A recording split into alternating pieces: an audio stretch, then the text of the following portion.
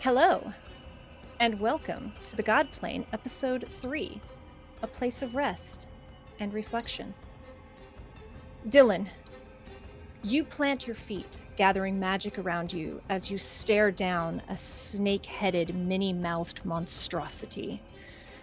You dig your feet into the misty ground as you brace to attack, and something assaults your ears. A grotesque sound invades your senses, multiple overlapping voices digging their way into your mind. And before you can think, before you can even process the discordant howls, every fiber of your being latches on to the same compulsion. Run. The panic is all-consuming, and you don't even register that you're running until your breath burns in your lungs and you realize that you are pointed in the wrong direction. You look up and see a wall of mist rushing towards you. You try to stop yourself, but it's too late. The mist, your legs propel you into the mists. Reaching the mist is like breaking through a sheet of ice and into frigid, freezing water. Sharp pain alternates with numbness, shooting through your core, igniting muscle, nerve, and sinew alike. Your lungs are filled with icy shards, and all sense of direction falls away. You linger there in a crushing, icy, weightless darkness for seconds, hours. Time stretches and compresses, consumed by the pain and the dark, when, all at once, you snap back to yourself. You turn to try to get back to the party, but there is no back, no path to return to your comrades, just mist, ever dancing, slowly spinning. Mist and the monsters that linger within it. Something large slams into you from your left. Make a dexterity saving throw. 18. This thing throws you, spinning you, but you twist and manage to avoid taking damage. You try to see what it is, but it's immediately lost within the hazy blue-gray all around you. Make a perception check. Natural 1. Natural 1. You look, squinting after it, when something sharp slams into you from behind. You take 5 points of piercing damage as claws sink their way into your back. Something else moves, hitting your knees, sending you tumbling into you, throwing you back and forth through the mist, blind and bleeding and helpless. You try to pull yourself together. Calm your nerves. You're very practical. You should be able to do this. Focus. And when you open your eyes, you're home. But it's not the home that you want to return to. It's that night. Screams fill your ears, and it's no longer mist that burns your lungs, but smoke. Your village, your commune, is burning all around you. You watch as a cloaked figure grabs the kind woman, the one who always slipped you honey tarts, by the hair, dragging her back into the shadows. A sickening, wet sound follows sharp movement in the darkness. Something wet and dark splatters across the wall. Chaos surrounds you. Pellis, what did Dillon look like in this moment?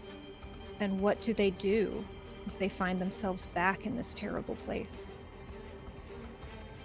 At this moment, Dillon looks much the same as they do now. Hair maybe a little shorter, very dark, sort of shaggy, unkept hair, crimson skin, and you see small horns, not quite tiefling horns, just very small horns coming up out of the forehead, dressed in sort of like Victorian era clothing, and looking down, she's realizing they're covered in soot and dirt at the moment, and they immediately look up and their eyes start darting around every person. They know they can't help everyone, but they're looking for a familiar face. They're looking for the face of their uncle. You realize you're here in this space because you fled your house moments before. It's the largest building of this little group. And that's where the attack started. They went for her first. You heard her scream and turned just in time to meet her eyes as the light within them faded. An intricate dagger sunk deeply into her back. Your father roared for you to flee as three figures wrestled him to the ground and bound his hands behind his back. And by the time you stepped into the night, the air was already thick with smoke and viscera and death. I don't know if you knew it at the time, but in this moment, you recognize this was a coordinated attack. And then you hear the voice. Dillon! You turn and see your uncle. He rushes towards you. His right arm has been hacked off just below the elbow. It still spurts blood with every step he takes. He stumbles towards you, ashen as the grave, a wild look in his eyes, and a book clutched to his chest. Dillon, you need to take this. And he tries to shove this book at you. I take it, and I glance down at where I usually keep that book, and looking down, realizing it's not there, realizing it instead I'm holding it in my hands. I just look up with the first bit of emotion or expression that we've seen on Dillon's face so far. Knowing what's gonna happen, knowing what's already happened. And she just stares.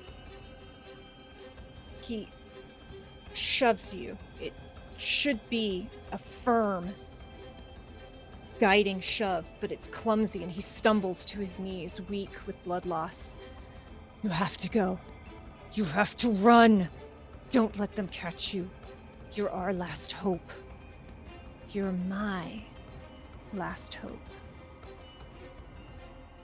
Give me a wisdom check in this moment. 13. 13. The edges of the world distort slightly. It's enough to remind you that something is off here. You squint at your uncle, and he flickers. You look into his eyes as he looks up at you, pleading with you to run. And in this moment, you know he's already dead. Something else is puppeting his body and speaking to you from beyond the grave. You gather your focus, squeeze your eyes closed. Give me one more wisdom check. That's a 4. You can't quite place it. It doesn't make sense. But you see a flicker of pink as you close your eyes and try to will this vision to make sense. And then you hear a whisper in your ear.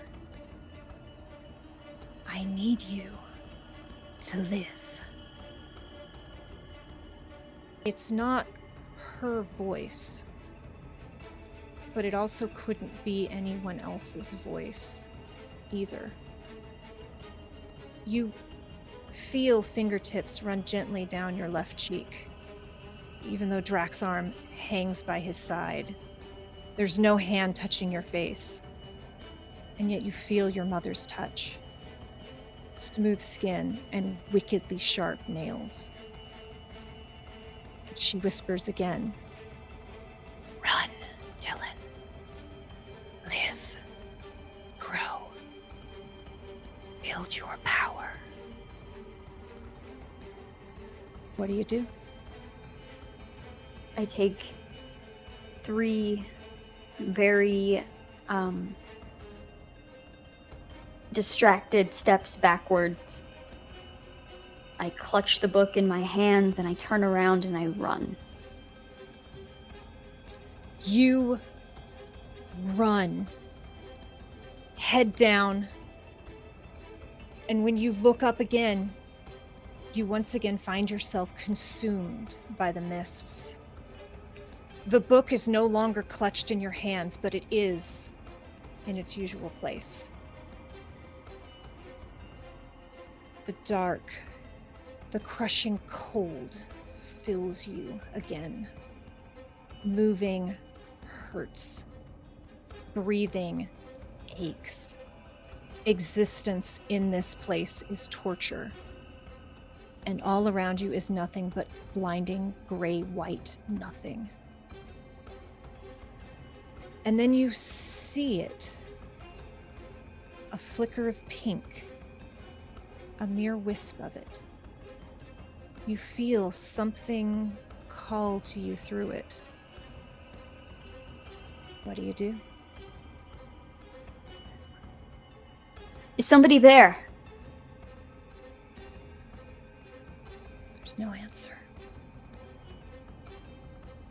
Looking down at my limbs that hurt to move, I just start pushing one leg and then another, and I'm just pushing my way through this mist towards the image that I saw. You push forward. And you continue on for hours, years. You feel more than you see something moving in the mist towards you yet again. And yet in that glimmer, you see a flash of pink, and nothing assaults you. You almost feel something in these mists protecting you, encouraging you. And you see a flicker of pink closer this time. And as you move toward it, another, and then another. You continue to push through the pain, following that strange flash of color. And the closer you keep to that strange pink mist, the fewer creatures seem to assault you as you travel. Until at last, you push yourself free of the dark, misty walls and into open air. And welcome, everyone, to the Godplane. Episode 3, A Place of Rest and Reflection. This is an original 5e horror campaign, and I am your Dungeon Master, Kay Purcell. Before we proceed, if you didn't guess it from the cold open, I would like to give you a few warnings about this adventure. Godplane is a horror campaign, and that means there will be some elements which are going to be disturbing to some audience members. Please Please use your discretion. I have worked with our incredible cast. I know their lines and veils, and we have a system in place so we can quickly nope out if someone feels uncomfortable. That said, I don't know your lines and veils, so if you need to take a break, if anything becomes too much, please take care of yourself and your mental health first. And with that, let us please meet our incredible cast. We're going to go the direction on the overlay. So let's start with Candace. Tell us who you are, who you're playing, and where we can find you. Hello, my name is Candace, also known as Candace the Magnificent. My pronouns are they, she. I am playing Bo Astrius, your Minotaur fighter tonight, and her pronouns are she, her. I am super duper excited and trepidatious. I mean, it was an easy cold open. Can't be any worse than that, right? Piper. Hi everyone, I'm Piper. You can find me at Twitter at Maddie Matihi. You can also find me on Twitch at Matihi. I use they, he pronouns. And I play Pepa, the Gepetan soul knife rogue, and she uses she, they pronouns. And Brian. Hi, I am Brian, also known as Urban Bohemian everywhere. I am playing Phineas, who is a bard, and I completely forgot what I was going to say. No, wait, sorry, yes. My pronouns are he, they. Phineas's pronouns are they, them. Twitch seems to be having a moment, so we're just going to do the other shout outs for now. Kerri. I am Kerri Smith. You can find me at Kerri Smith 2012. On most platforms, I use she, her pronouns, and I'm playing Dillon today, a half-human sorcerer that uses they, she pronouns. Beautiful. I apologize for the sirens. Manhattan, gonna Manhattan. We'd like to give a special thanks to our sponsor, Idols, Champions of the Forgotten Realm. You can use exclamation code in chat to get yourself a code to redeem for a Electrum chest. Thank you so much for sponsoring us. We'd also like to thank Bardly.io for the background music and Ghost Stories Incorporated for our super spooky main theme, which you can hear very quietly right now. Also, thank you to Cozy Spoon for the art and Jason Wooldridge for the amazing graphic design. Thank you to Emily and David for being our mods. As I said before, I am your Dungeon Master, Kate Purcell. My pronouns are she, they, and the best place to find me is at KDamfear on Twitter. We are currently missing our co-host, David Lee, right now, but Full Rubber Ducky will be here sooner or later, I have no doubt, and will be helping me keep all of this wrangled. Looks like he should be in here very soon. Thank you so much, David. And if you would like to help these fine folks out a little bit, not saying they'll need it or anything, you can donate through our Ko-fi link, which is hopefully in chat. And you can also redeem dream fragments, I think shards, I forget which one is which. You can redeem channel points to give everyone a +1 on rolls. And you can also subscribe, and that will go towards that. I'm a little flustered today, y'all. That will go towards that goal. We super appreciate you all. And with that, we're going to get back into the game after this quick video.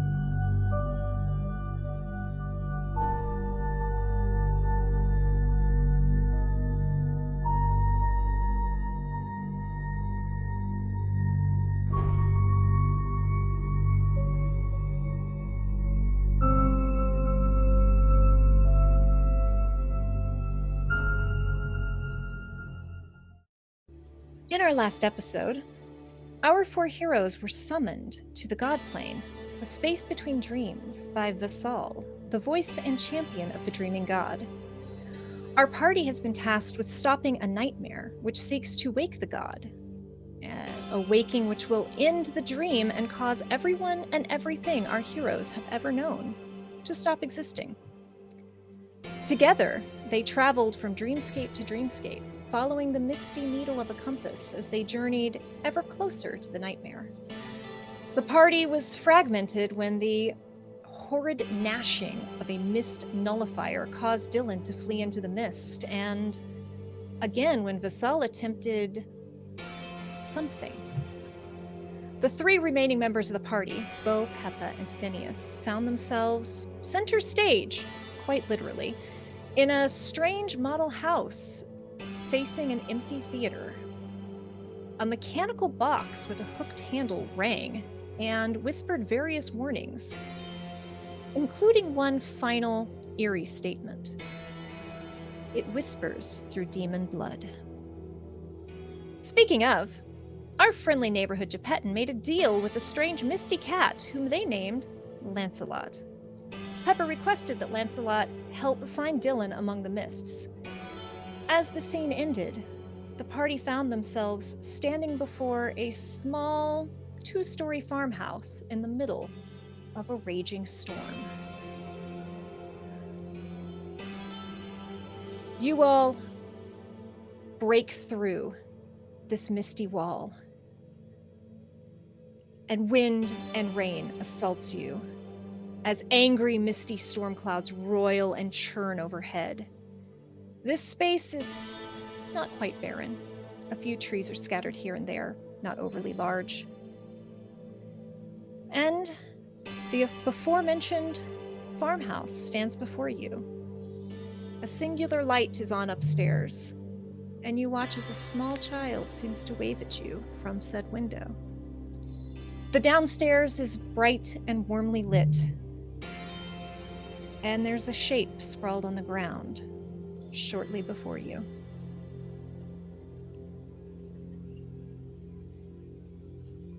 Pepa, Are you like- go ahead. No, you go ahead. I was just gonna say I do mom arm. Pepa was about to step forward. Mom armed him. Pepa says, Should we? We should be getting inside soon. Maybe we take precaution to approach. The utmost precaution, I should think. We don't know who that is. It could be anyone, anything. This place likes to play tricks. The storm doesn't seem like a trick, so I feel like shelter might at least be the better idea. I want to go inside, I just don't know about that. And I just point at the bundle. How about this? You keep a hold of my string and I will go forward. Just give me a tug back if anything looks wrong. Okay. Just stay armed, please. We can't lose anyone else. Oh, do not worry. I am always armed. and as Pepa begins to go, you hook around their string, to walk very carefully forward to approach this mass on the ground. You reach toward it. Roll me a perception or investigation. That's not good. That is, that's a 4.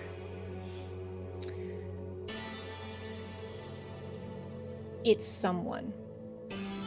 You're not sure if they're alive or not, but there's a short cloak that's whipping wetly in the wind. They look drenched.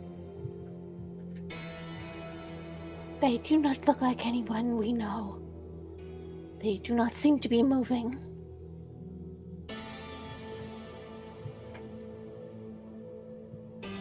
I kind of pull the cord back to get Pepa closer to us again. They'll kind of be almost dragged back, and all you hear coming from them is, "May I have a cookie?" as they're dragged back to you. Sorry. Perhaps when we're inside. Oh, no, that's not me asking.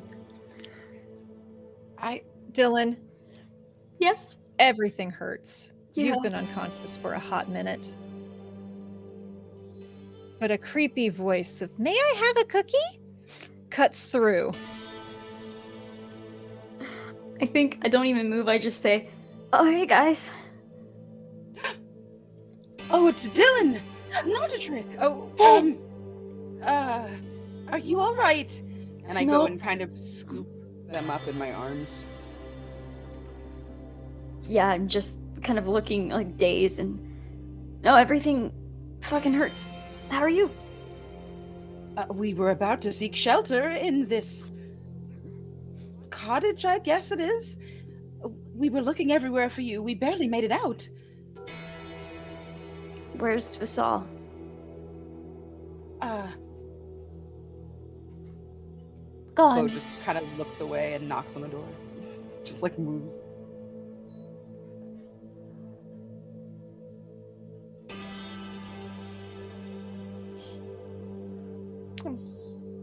Muted, and I am. Okay. You knock at the door. And there's just a moment, just a beat. And then the door opens, and a woman opens it and greets you with a bright smile and a warm expression. She steps aside and motions you, "Oh, come in, come in." Within this space, you see what looks to be a nicely appointed sitting room. The woman herself is plump and peach-skinned, middle-aged, with long pointed ears which seem to oddly curl at the edges. 2 French braids curl around her head like a halo, though her thick, wild blonde curls fall in loose waves behind her back. She's dressed simply in a green plaid skirt with an apron over a white peasant's blouse.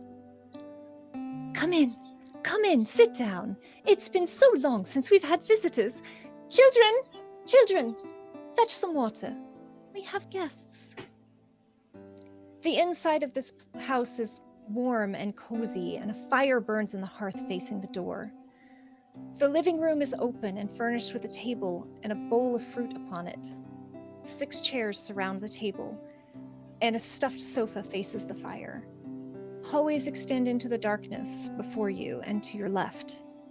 The house seems a little bigger than it did on the outside. Come in, please sit. Tell me, dreamers. It's been so long since we've had dreamers. My name is Drixalia. Who might you be?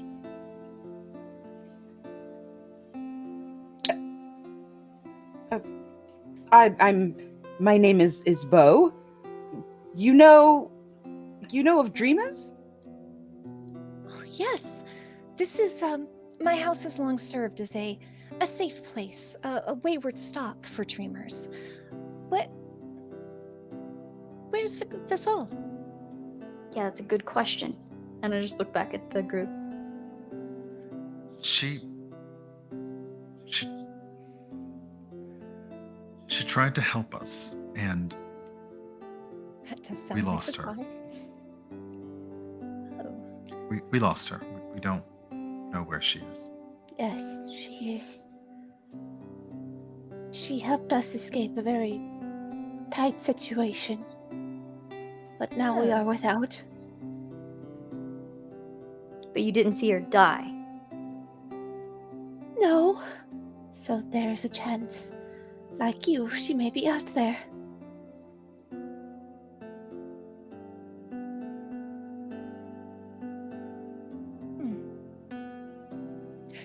Well, don't. There's no point in standing. What's your name? Take a seat here. Here. And she starts bustling around like a very happily busy mother. She produces a pot of steaming tea and several cups. There are bowls of fruit sitting out, and she shuffles off for a few moments, giving you all a moment to speak as she goes to collect something in another room.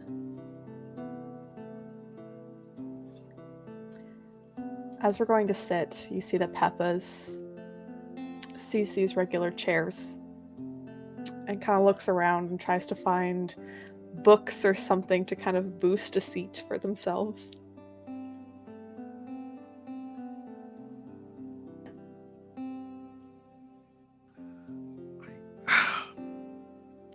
I don't want to scoff at what is obviously hospitality, but does this seem like we can trust it? I do not know. I want to trust it, but why is she so eager to have us in her house?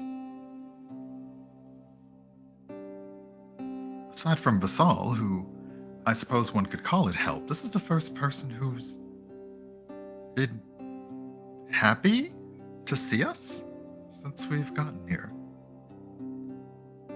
Don't Happy take that and immediately as a good nice. thing. Yeah. Well, Yes, it's just I suppose we've already become unaccustomed to it. Which, Bo looks around to see if there are any tomatoes. You do not see any, but you could probably ask. Dillon, now that you're awake and out of the rain, you realize just how bad you feel. Roll me a d4. 3. You've only got 10 hit points left. Roll me another d4. A 3 again. All of your spell slots up to 3rd level have been blown. I knew that was coming. And I think, like, Dillon hasn't taken a drink or a bite of anything, but is holding, like, the tea or whatever, and you just hear, like, the cup clinging against the little plate, just, like, so weak and obviously, No. like, deflated. now that we're... Sorry, go ahead. I've still got more bad news, Dillon. Okay. You've taken a point of exhaustion. Fuck. And you've taken a point of stress. Great. But the good news is, although it was not comfortable or happy, you did take a short rest. Collapsed in the rain. If you would like to roll some hit dice, Okay. I will allow it. Okay.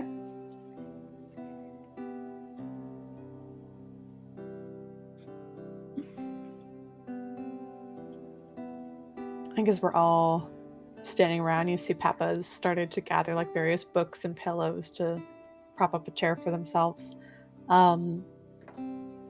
They look around at everyone else and say, Though this might be slightly suspicious, maybe for now we can take comfort in the respite. Well, maybe all of you need to rest. I'll keep watch, in case. Bo kind of like looks around to try to see if there's an area where she can just kind of move things out of the way. All of this is like person-sized furniture, and she's as tall as a person but far wider. And she like sees like a little like window seat kind of thing, and just kind of like smooshes herself into the window seat. Just about then, Drixalia comes back in with a tray of some water and some cheeses and some dried meats and crackers. And it's like, oh, you all look exhausted. I have a guest room. you should absolutely, she sets it down. It's like, here, and starts passing out tea and trying to encourage everyone to take food. And it's like, this is always a good rest place for dreamers. It is. You all go through so much on this place, and I'm always so happy that I can provide some little bit of comfort. It's. Our family doesn't always have much, but we've lived very comfortably here, so that's nice. So tell me, what all have you been through? I mean, if you're comfortable, I know there's so many. We stay in our little area, but so many dreamers have come through, and there's some fun stories. I have to lighten them up for the children, but they can make for great bedtime stories. Are you wondering what we've been through so far? Yes. Anything fun, exciting? Some dreamers don't want to speak of it, and if you don't want to, I completely understand. It sounds how I would not want to go through this, but if you're the adventurous type and you're excited about reliving these tales, I'd always love to hear.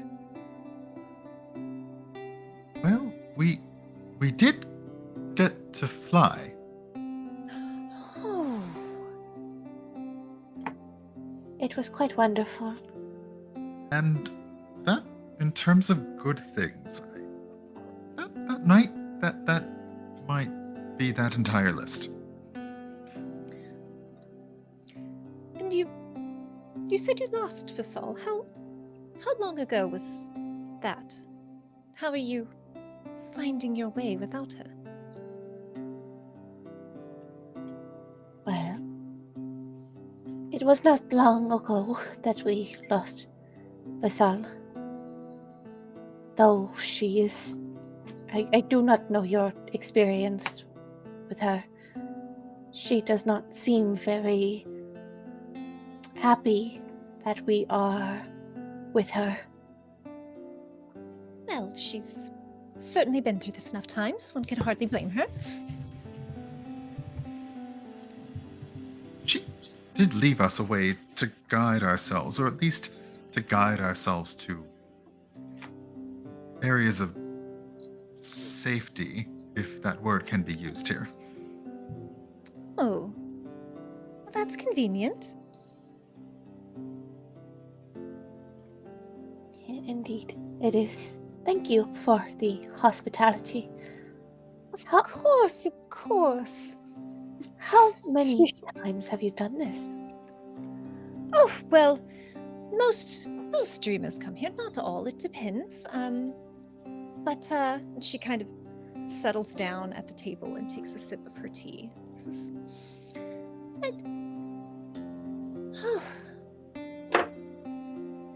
Dozens at this point. We've many who come through. Every tattoo is every one of Purcell's tattoos. I'm obviously that's not my style, but every one of Purcell's tattoos has been a summoned hero, and some of them were quite magnificent. I don't know that they've ever lost her before, though. To be fair, she left us. We were in a cramped space, much smaller than one we had been before. And I remember she said, "Give me a second," to Phineas, I think. "I'm going to do something." And then she tore through a portal, and like that, gone. Look, are you sure that's how it happened? Because It's pouring outside. Everyone drink your tea. Drink your tea. Warm up. none of you like to listen to Purcell. Are you sure that's what happened? Or is that just what you wanted to happen? Oh. No, quite sure. We felt the severed connections. We were connected psychically through the mind. We felt her disappear from us.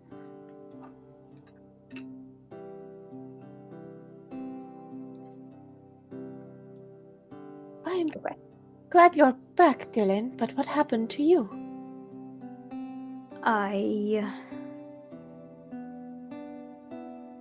I'm not sure I have an answer to that question. I ran.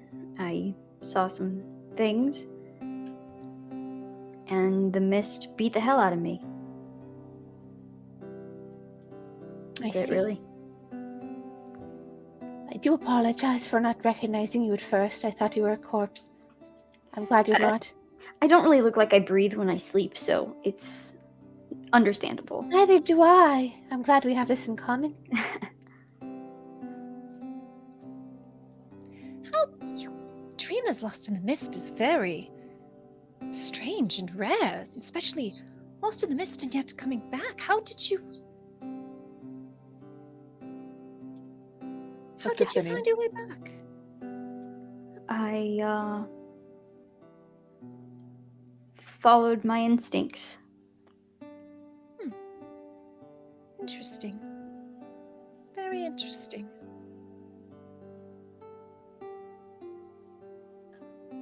I do have a question. Yes. Do you happen to know anything about a cat? Rachel. Do you know Rachel? I have met the cat, Rachel. They asked me to name them. She leans in and looks at you, and these warm green eyes just narrow slightly. Are you friends with this cat? No, Did you take its deal? of course not. Roll me deception. Oh, I would. I have a +9 on this. Pepa's good at lying. That's a 20. And she... Well, don't trust things you find out in the mist. Ask your friend. It's terrible for dreamers in the mist, is it not? Yeah, it's... I'm still stuck on the... How did you have time to do all of this stuff while I was gone? How long has it been? You found a cat and you lost Purcell all in a matter of... How long? Well, after not dying to those horrible creatures and somehow managing to not run away, not that I'm saying it was bad that you ran away. That there was a horrible compulsion for all of us to run. So I'm very glad that we didn't all become separated. But it seemed like it was barely any time at all before we tried to move through the mist. It was a place we couldn't stay. Purcell distinctly said that she was going to try something. And as Pepa said, as Bo and Pepa said, she focused and opened a portal, not in the way that she'd ever done before, and we were here, and she was gone.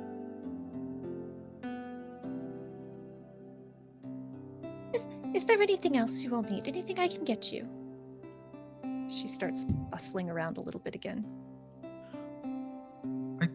I believe a place to rest would be wonderful. That would be. Of course. Did we ever ask your name? Oh, All this hospitality, we haven't met you or your family. I am Drixalia. The kids are about somewhere, I'm sure. My husband, I'm sure, as well. But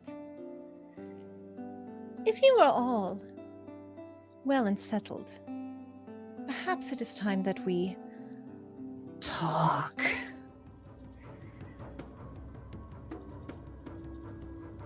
As she says that word. As she says that word.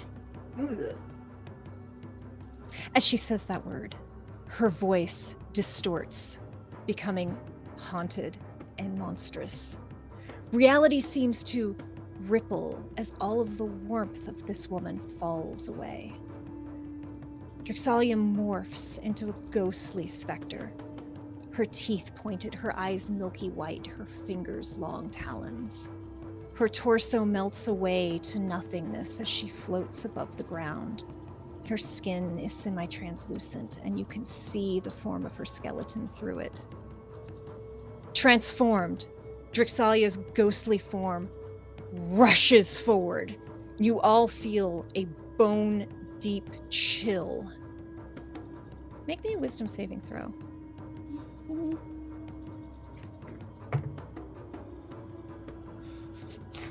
4.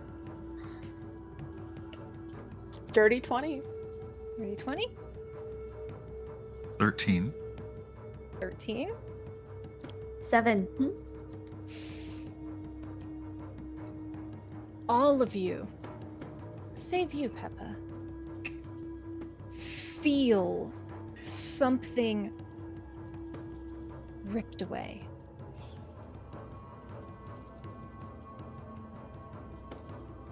As she suddenly floats before you again.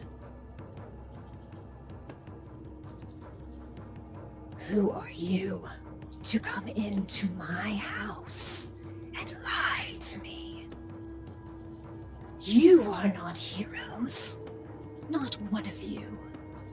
You haven't even examined the tears in your own souls.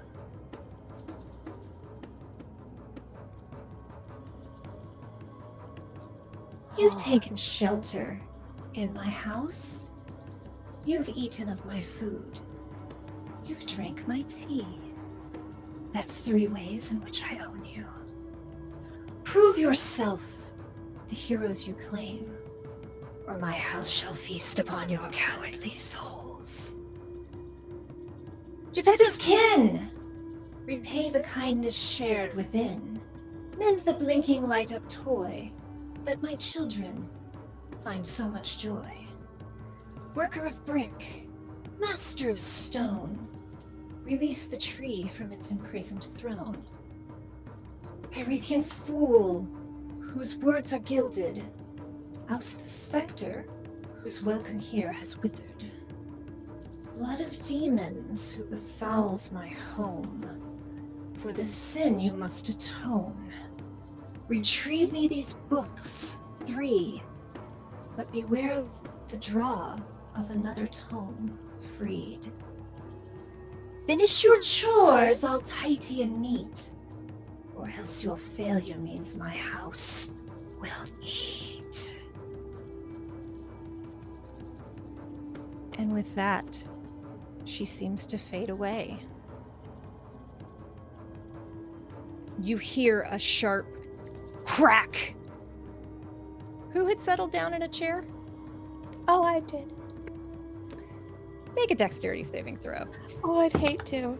I'm in a window seat. Does that count? We'll get to that. That's my third dirty 20. What is happening? Good You guy.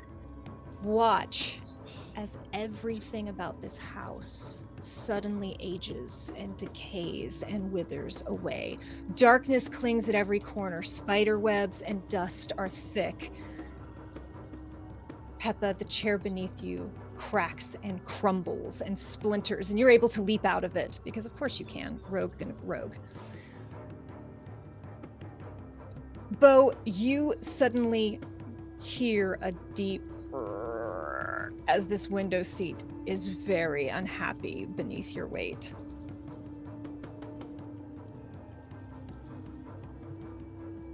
Do you pop up or do you stay? I pop up. I'm freaking out. Pop up, you look around, and that spread is still on the table. But you watch as mold and insects crawl across the surface of all of the fruit and the cheese.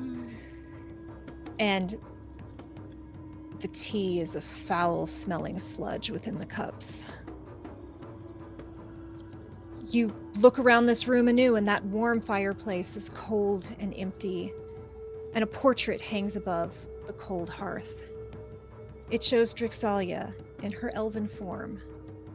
A tall man stands beside her, though as soon as you look away, you can't seem to remember what his face was. But he does have dark hair. 3 children stare blank-faced from the canvas, and Drixalia holds an infant in her arms.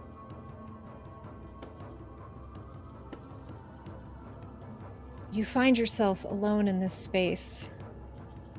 And you know, in that way that you know things in dreams, that everyone save Pepa cannot leave this place. Whatever Drixalia took, you need it to leave. I throw my teacup of sludge at the painting. Angrily. It crashes and drips. And it does draw your attention. You do see, sitting upon the mantle, a map. Looks to be the blueprints of this house with a few marked areas that should hopefully be hitting chat very soon. Yeah, I'll snatch that up and kind of bring it to show it to everyone.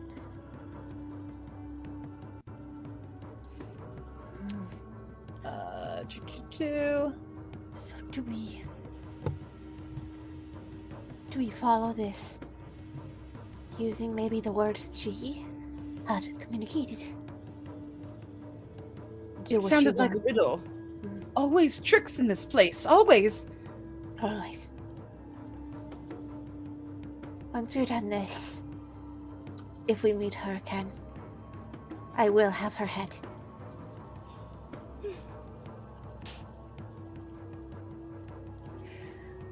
So, before you, on this map, you see a list of rooms and blueprints. If you, Kerri, I'm so sorry, it's in Discord. No, we're good. I might be able to drop it here. You see places marked with an X, which you assume to be the locations of these tasks that were set before you, as well as several Bs, which you can probably safely assume are the books which you have been sent to retrieve. And it is up to you all where you would like to go.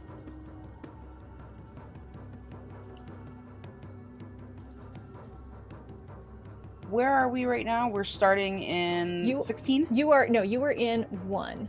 You were on the bottom floor is at the bottom. Got it. And sorry, y'all, it has been a day and I did not get this properly set up. My bad.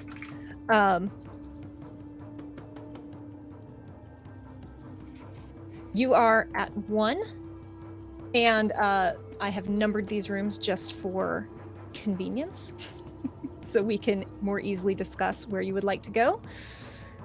So we just don't have to keep asking, no, not that room, not that room. Some of these rooms are labeled. You will have an understanding of what they are. Some of them are not. And I don't know, if you choose to mess around, maybe there's something there, maybe there's not. I don't know. No. I don't know. Who am I Question to marks know? are great. Come on. It's a mystery. Should we go to the conservatory first? I should say so. I'd like to get out of here as fast as possible. We Yes. shouldn't have come here. I think I look to Phineas and say, where is the needle pointing? Phineas checks the compass.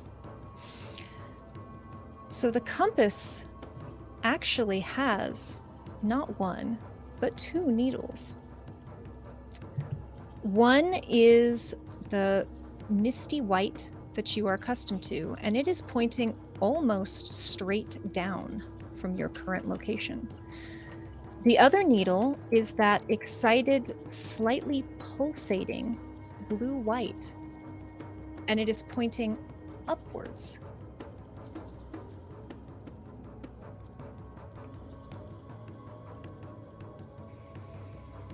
Again, Not it's straight up. given multiple.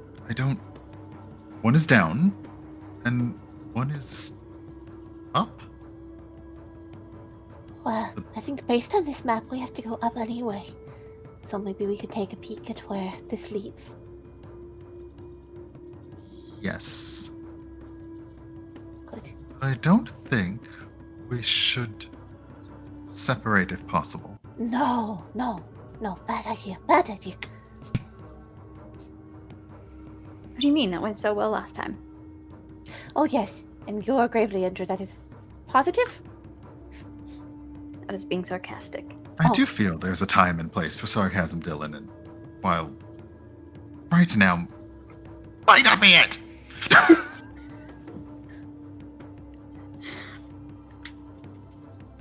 I will All right, also where point to? out,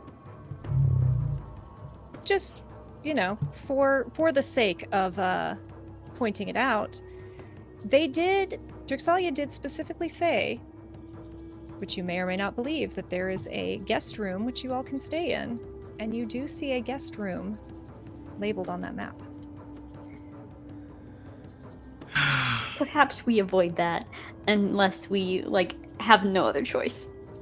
Agreed. Conservatory, then? Sure. Yes, but Yes. let's make haste, please. Do you want me to take a peek forward to see if there's anything there? We shouldn't split up. I know. Not again. Should we include Dillon And then Pepa will speak in their mind. in our link? And I'm just like, include Dillon in what? I'll include you, it's fine. And I'll use another one of my psionic points, and I'm going to use psychic link again. So we were linked for 3 hours. Yay! So All Pepa extends their hand to you with this tiny little, almost just as like this very small iridescent shard to you, Dillon. It won't hurt if you put it in the base of your skull. You'll be What? able to hear us in your mind. I look over at the other two. Just right here. It's just right here. It's not in anywhere. It's just... Okay. Yeah, just put it there. Why did I do that? And in their mind, they'll speak. In case we get separated. Got it. Hi, Dillon. We missed you. Okay. Okay, yeah, this will be useful. This is good. All right. So, you all. Let me look at the map myself. So you all That are doesn't where trust does this place, so I'd like to bring up the rear if that's okay. I'll go first. This is dangerous. I'll go second. So, you all are headed towards the conservatory, you decided? Mm-hmm. This is the fastest anyone has ever decided how to, where they're going. Well, it's right there. Yeah. That's fair. Sticking I'm them not- together is a lot better than splitting up. We're not Scooby-Doo. We're not doing Yeah. that. I am not Don't. complaining. I'm just saying I am impressed here. All right. So, you all start towards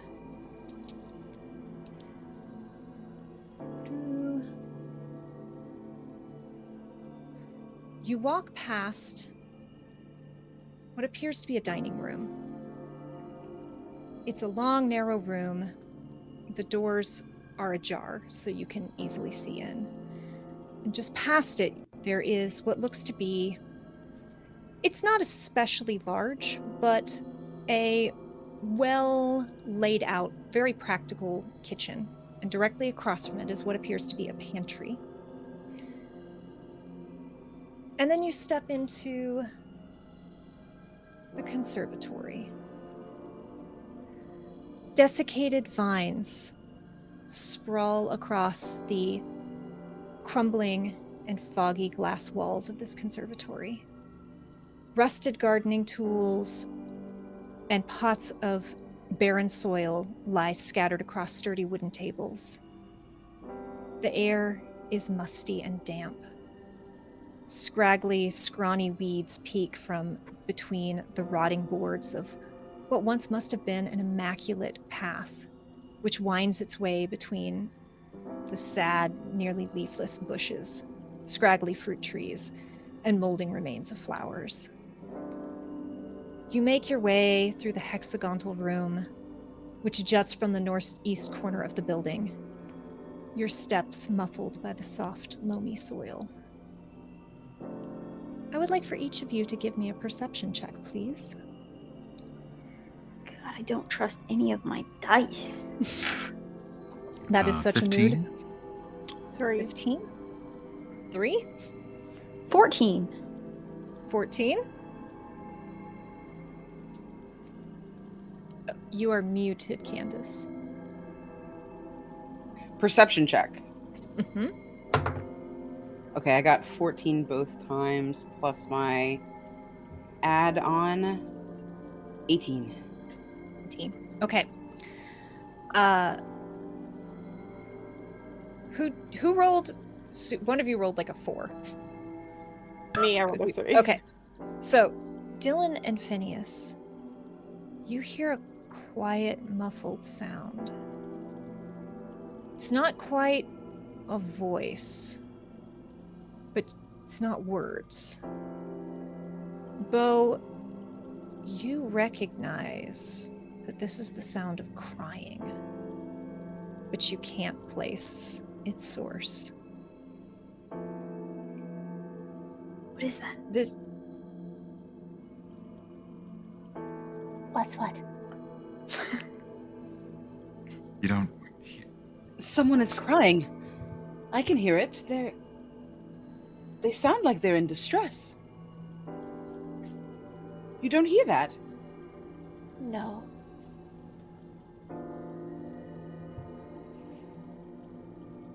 I try to kind of like move around the hall to figure out if I can kind of directionally just ping where it's coming from. You move and tilt your head and your ears flick up and around, and this strange sound just echoes all around you. It's coming and going and fading in and out. Twigs snap against your form as you walk, and soil shifts beneath your feet. Until at last you wind your way around to the far point of the conservatory. And there you all see it, even with that bad perception roll. A tree, stunted and gnarled and bent over. Heavy chains have wrapped around it, binding the trunk and the limbs into a sad, twisted, bent shape. Only a few broad leaves jut from what should have been proud and powerful branches.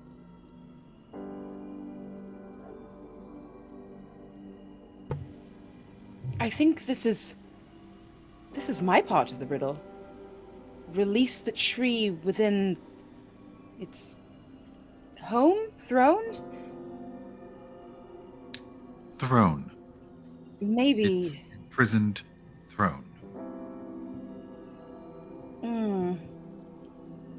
I thought for sure it would be something with stones or something I can use my tools. Can you break I the want to go up and chains? investigate it. Can I like go look at it and see if it's like how it's kind of tied up? Right, I will give you this. Before you step forward, anyone who would like, you can give me either a perception or an arcana check. Yeah, I was gonna ask. Seeing it, do we recognize that it's crying, or is it something else that's crying? Is this a weeping willow? Is what I'm asking. Leaves most certainly do not look like a weeping willow, for what it's worth.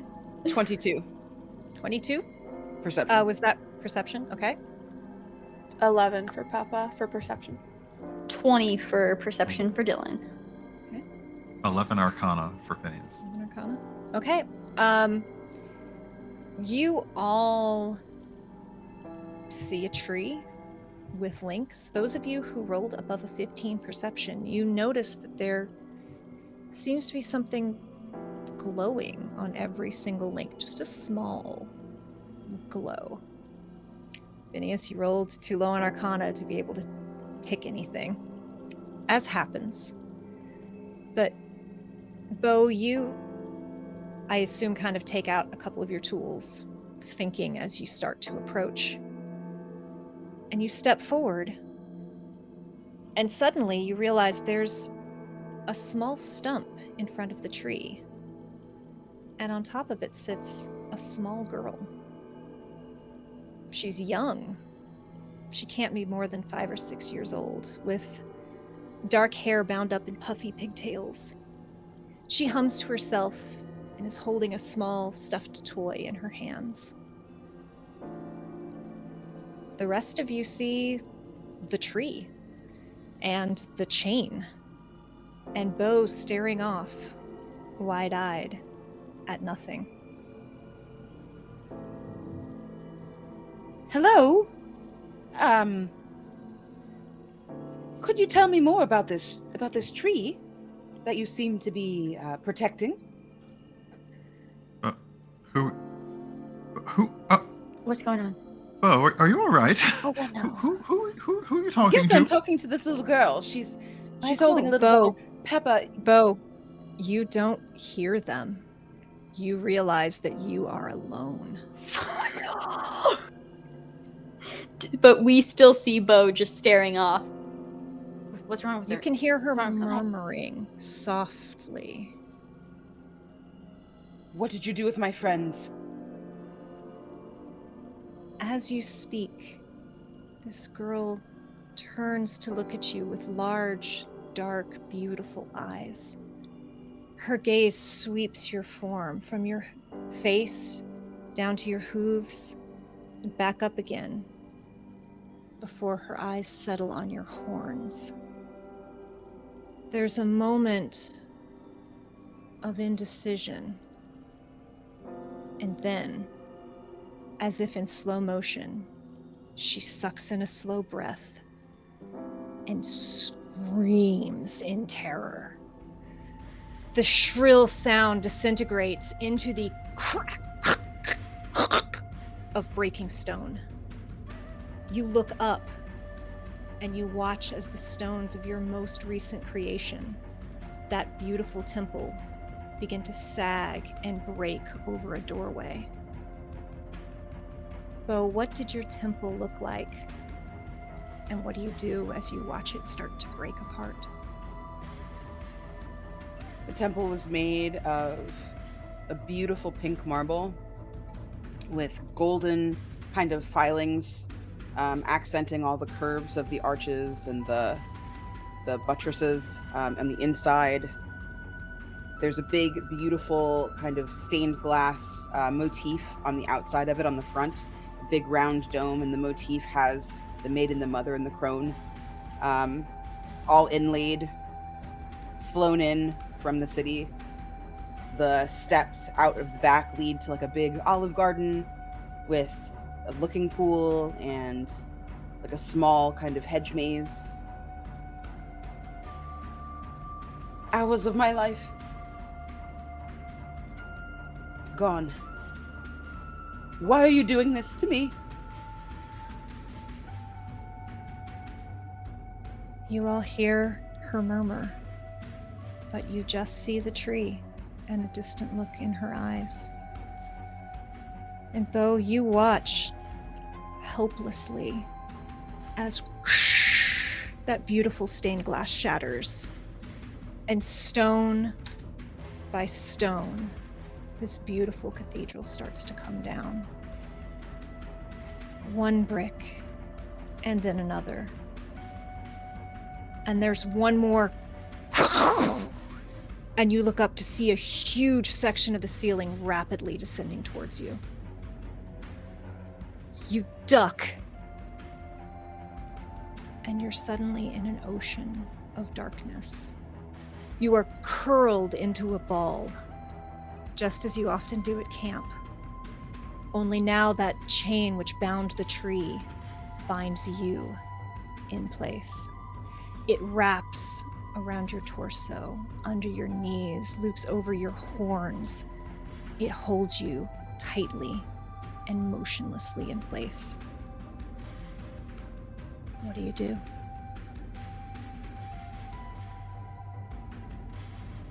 the horror kind of starts to creep in as it gets tighter and tighter.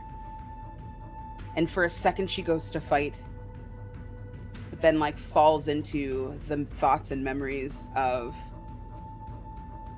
this is just the latest in a long line of failings. And this vision must mean something. This must mean that there is, it's time to pay for everything she's been guilty and kind of agonizing over. And she kind of stops fighting and just tries to kind of take stock of where she is. And she just sort of softly says out loud, in case the little girl is listening, I know why I'm here. I don't pretend to be something I'm not. I was told I was the last hope, and that was enough for me, but if this is where my future ends, then I suppose it's been a long time coming. The three of you hear her say this softly.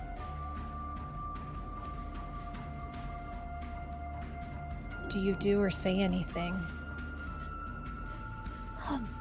How do we help her? I don't know if we do. Has anything else in the room reacted while we've been watching Bo? No.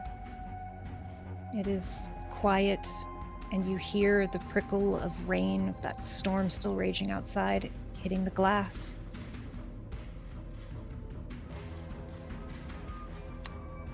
I think we can just be here. I think this is something she has to do on her own.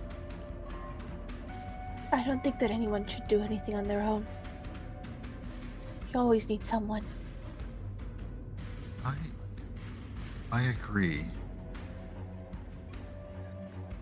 Phineas, There's a fire going on. yeah. I've muted it so the stream doesn't with have alarm. Phineas reaches out to, as they did while we were flying, just clapping a hand on Bo's shoulder again, reassuringly, just making physical contact, and kind of the same, reverie, just like, sorry, it's the same snap out of it, like, Bo, we're here. You're not alone. This is not where it ends. We're here to kill a nightmare, not end in a house. Make a charisma check.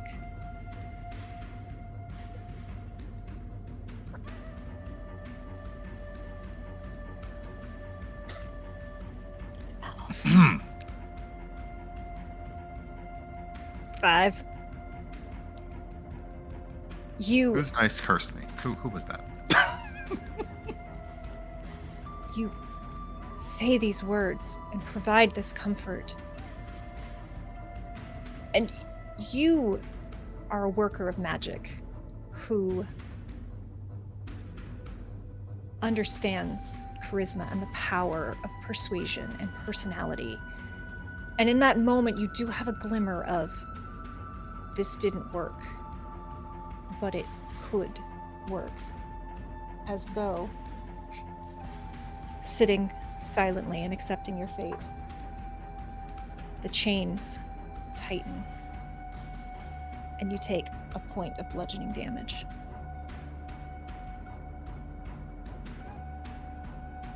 Do any of you do anything? Go ahead. Okay, Pepa will come over,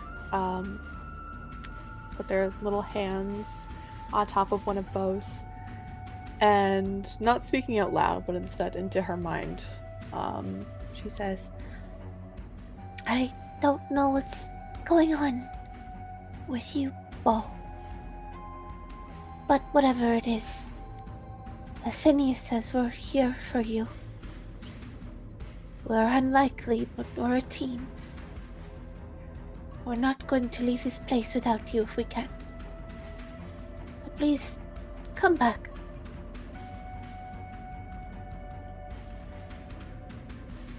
Roll me a charisma check, and you can roll it with advantage using your psionic dice power thing. Using your mind stuff. Yes, your mind stuff. Thank you. No, that first roll was garbage. That second roll was better. So that's going to be an 18. 18. Phineas, Dillon, do either of you do anything? With with that, not knowing if this is going to work or not, Phineas looks towards, kind of centers themselves, and again, puts a hand on Bo and casts Zone of Truth. And not knowing if Bo is able to perceive us or not. Actually, let me double check. It does not say the creature has to perceive me for it to work. Yep, Zone of Truth is often a sneaky one. And just kind of, right now, just bolstering that, and Bo, where are you? Hoping that our mind link and Pepa's gotten through to Bo at this point. Roll a charisma check for me. DC 14. Okay. Dillon, are you letting her sticking to your convictions, or you throwing in? I think Dillon is just watching, assuming this isn't helping. So, you have surrendered yourself to this situation, and as you sit curled and you feel these chains dig into you, you close your eyes. And through your closed eyes, you see these glowing symbols on each link of the chain. Coward, murderer, incompetent, monster, stubborn, wrathful, failure, beast, freak. It continues. Every insult you've ever heard, any hateful adjective you've ever attached to yourself glows on the chains which bind you. But then you hear two voices, vaguely, through this haze. And you are able to fight this if you choose. I hear the voices come in, and I vaguely recognize them. I'm kind of caught in my own head. You don't... You all... I'm little more than a stranger to you. You don't know... This is the truth. I must face my truth. I have to ask, because you are in the zone of truth. Is this a lie Bo is telling herself, or does she truly believe this deep down?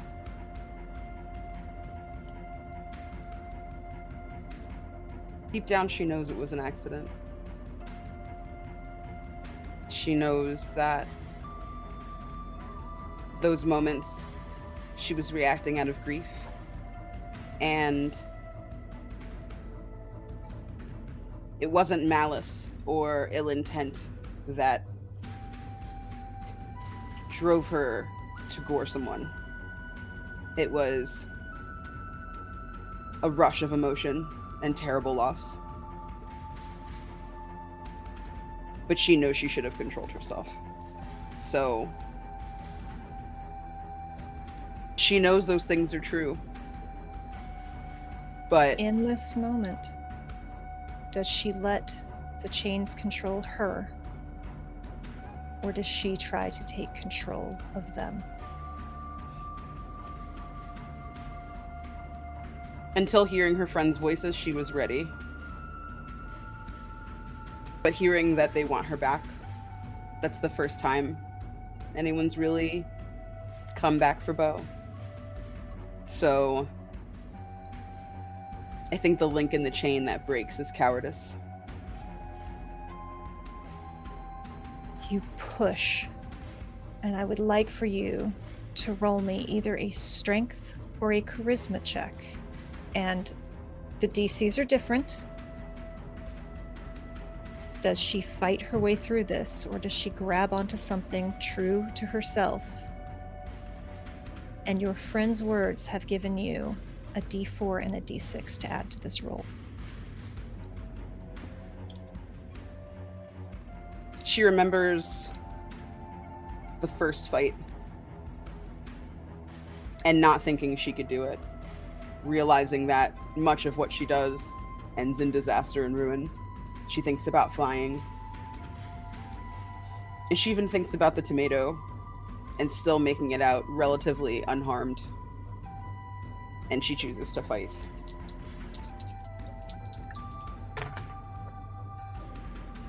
So that's a 23. You push and you feel a chain start to give, and you watch as cowardice stretches until it can't be read. But that chain is still binding you. You are still in this fight as it presses down. And you take 1 additional point of bludgeoning damage. I have a question. I have a question about that. Do we see that, like, she's in pain? You see pain on her face. Is it emotional or is it physical? It's hard to tell, I imagine, especially with Bo. Okay, so there's no way of knowing, like, oh, you took a hit just now, by any means. Okay. I mean, how is Bo reacting? Does she cry out to the pain? You speak distantly, but you can't speak. I'm talking, but I'm not. It hasn't grown unbearable. My trade, I'm always getting banged up. As this link stretches, others burn in your mind's eye. Pathetic. Pushover. Stupid. You all see her fighting against something. You've seen the resolve come back into her, even though she's a million miles away. Is there anything else you say to your friend? Dillon, I think maybe all of us together might help.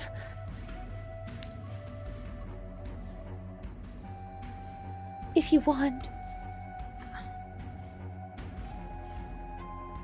I don't know what's happening right now, but there's something I could maybe try. Okay.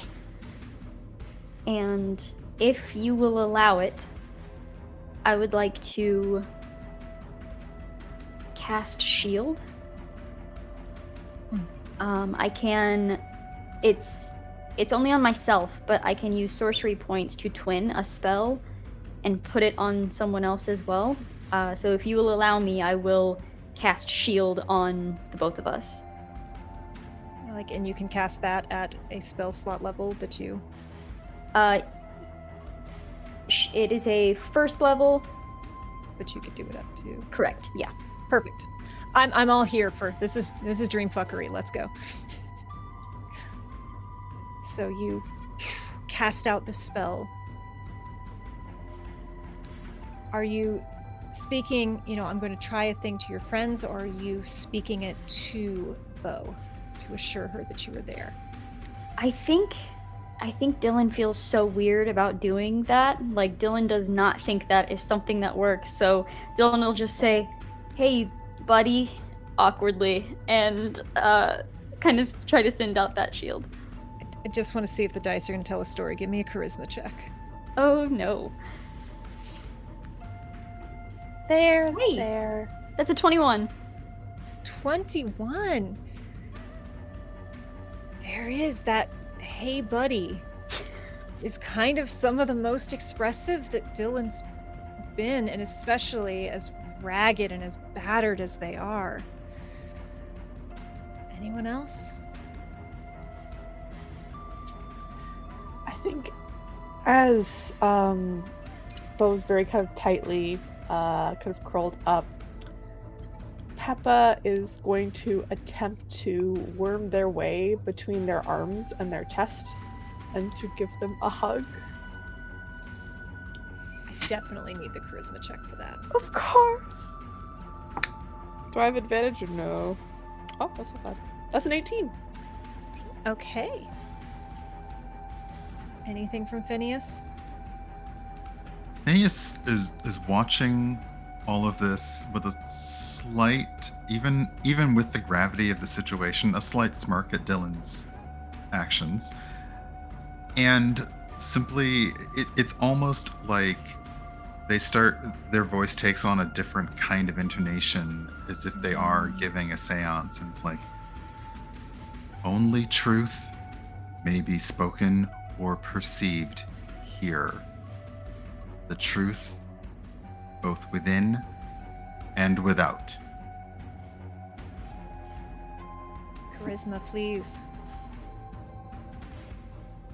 Can you break through? Natural 20, 23. Bo, these chains are coming down on you. I need you to make, again, either strength or charisma, and you tell me which. Again, the DCs are different. And you get to add a D6, a D8, and a straight plus 10 to your roll for that natural 20. I'm gonna roll strength. Like I hear the word pathetic come, and I see Visal's face, like looming large. But then it says, push over. And I think to the time when, like, we all decided that we were going to try and kind of make our own way. And I feel like a little bit of strength. And then the "hey buddy." Hey, buddy. Hearing that my friend is not in a bad way helps me as well. So that's a 15 plus a 10, so 25. Your muscles tense as you strain against this fighting. You are in a zone of truth, and you might have let yourself be bound by these before, but you are facing your truth now, with your friends' voices distantly echoing in your mind. You feel the force of you, not just your physical strength, but your emotions, your entire being, whom you have pushed down and denied for so long. Press up against this. You feel metal strain and then give. It's slow at first, and then the chain shatters. Bo, you suck in a breath as you come back to yourself and find yourself surrounded by your party, your friends, and their words echo distantly in your mind.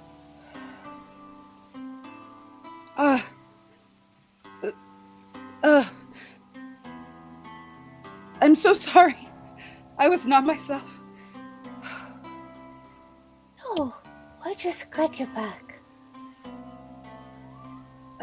I've never had friends before. Thank you. Thank you. If the next room is anything like this one, we'll need to stick together in more ways than one.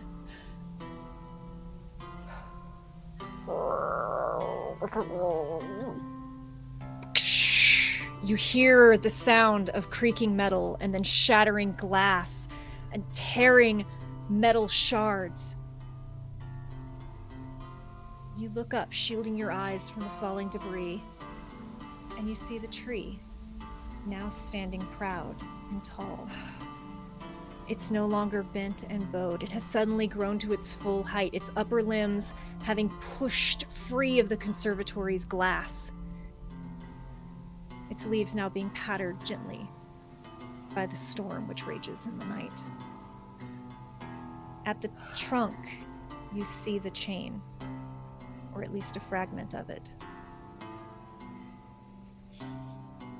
Do you reach for it, Bo?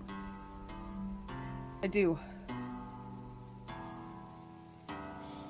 You lean down and take it. And as you touch it, the link feels warm under your hand, and then it disappears, as does the next one, and the next one, and the next one. You hear a quiet thunk as a mango, ripe and plump, drops from the limbs of the tree, falling next to one singular link. On it you see one word engraved in neat, flowing script: steadfast.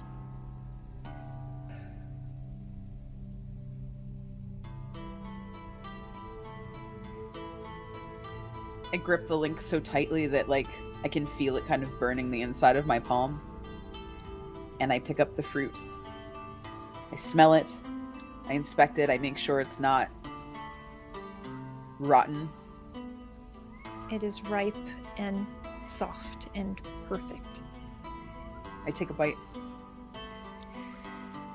As you grip this link in your hand and the sweet taste of the fruit fills your senses, you feel something settle within yourself, and an understanding dawns on you. You need to embrace your whole self and not let perceptions and fear shackle you. You feel yourself getting a better understanding, not just of yourself, but of the nature of dreamers, of sentience as a whole. And you now have advantage on all insight rolls, as you have completed Drixalia's first quest and unbound the tree. And with that, we're going to take a short break. We will be right back, everyone. I kind of broke people. I'm sorry, not sorry. Thank you for hanging out with us. We will be back in 10 minutes. See you very soon.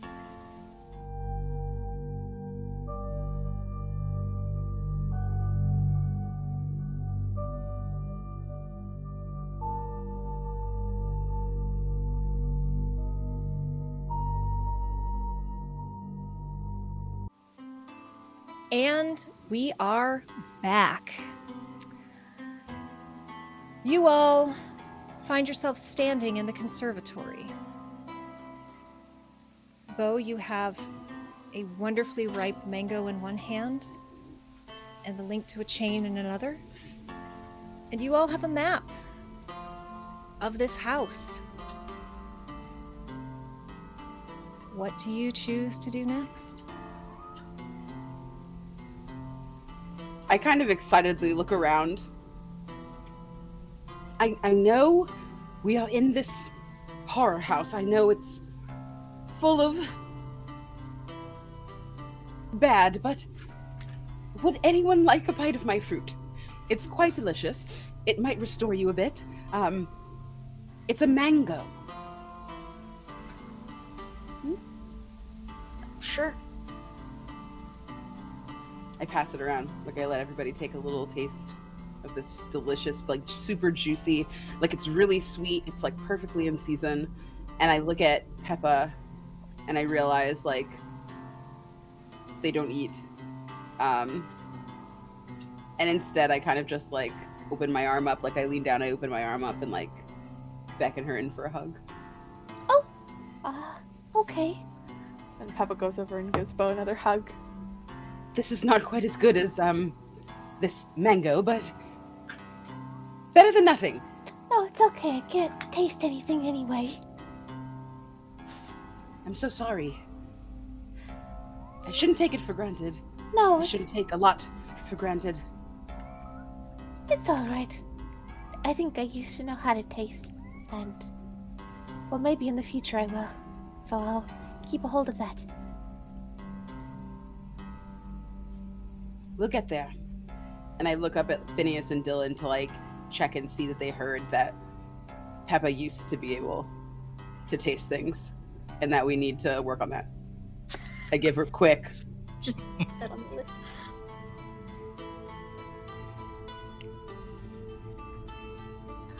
So where are we off to next? The There's a few. ballroom sounds fun. Where? The ballroom. Oh, Is that a room full of spheres of some kind? Oh, you're not joking. I'm so sorry. I've made all kinds of buildings, but I've never made a ballroom. It's typically for parties or dancing or something is telling me that's not what it's for here, but It's a big room. yeah. Big room. Oh, that's right up my alley. I do know quite a bit about big rooms. It's the closest one marked to us. So, Yes, because I mean, I assume that we've done whatever we need to do here, so we should try looking around. I guess we can try. Let's just hope that there's no more trees that we have to deal with. You all Speaking remember of what y'all are your being rhyme pattered said? slightly with rain Oh, coming right. in. Windows, bro, yeah. The canvas skin. Do you each remember what your rhyme said? Your puzzle? I had to fix some sort of red blinking thing for children. I have to get rid of a specter who's overstayed their welcome. I just have to get 3 books. Dillon says, knowing that there's far more to that rhyme, but that's all I'm saying. Well, your task seems simple enough. Yes. Well, the ballroom might provide us some refuge from whatever that was. I'm sorry if I frightened you. A little, but we're glad you're back. Bo kind of like walks out of the room first, looks around, makes sure the passageways are clear, and then waves everybody out. So you step from the conservatory into this hallway. And now there seems to be a pantry to your right and this kitchen to your left. Then you step back into the main room. Are you all keeping an eye out as you walk, or? Absolutely. 100%. I've never Are the- been so alert. Are the doorways and passageways to other rooms open? Yeah, Definitely. they're open, or at least partially open, so it's easy to peek inside or just push a door open a little bit more and peek in. A lot of times the door is like open and kind of only on one hinge. Like this place is decrepit and run down. And Phineas, if you're not very careful, your very nice clothes are getting covered in dust. That ship has sailed, honestly. We were already in the rain, so, you know. And Phineas quickly checks the compass again to see if it's got anything different. No, there's still that bright pulsing kind of upward. And then down, almost straight down, under the ground.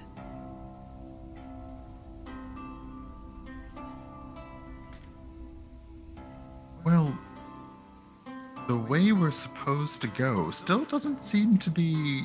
It still seems to be in the same place, but... We at least have to resolve whatever is going on here before we can find our way, I think. We could keep eyes out to see if there's... if it's going down, see if there's basement stairs.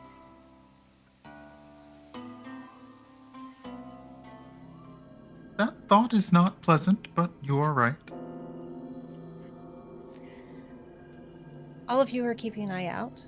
Roll me a perception check as you step through. Oh my god, I got a 2. Dillon, you've just been battered. 10? 10. 21. I roll a 1. Phineas, there's a stain on your very nice vest. What? It's It's terrible. It's nothing. It's nothing. It's nothing. Was that the mango? They're quite juicy. No, the mango was delicious. Bo, you hear.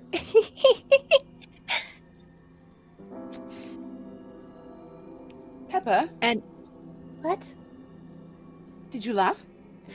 No, there's nothing to laugh about. Oh.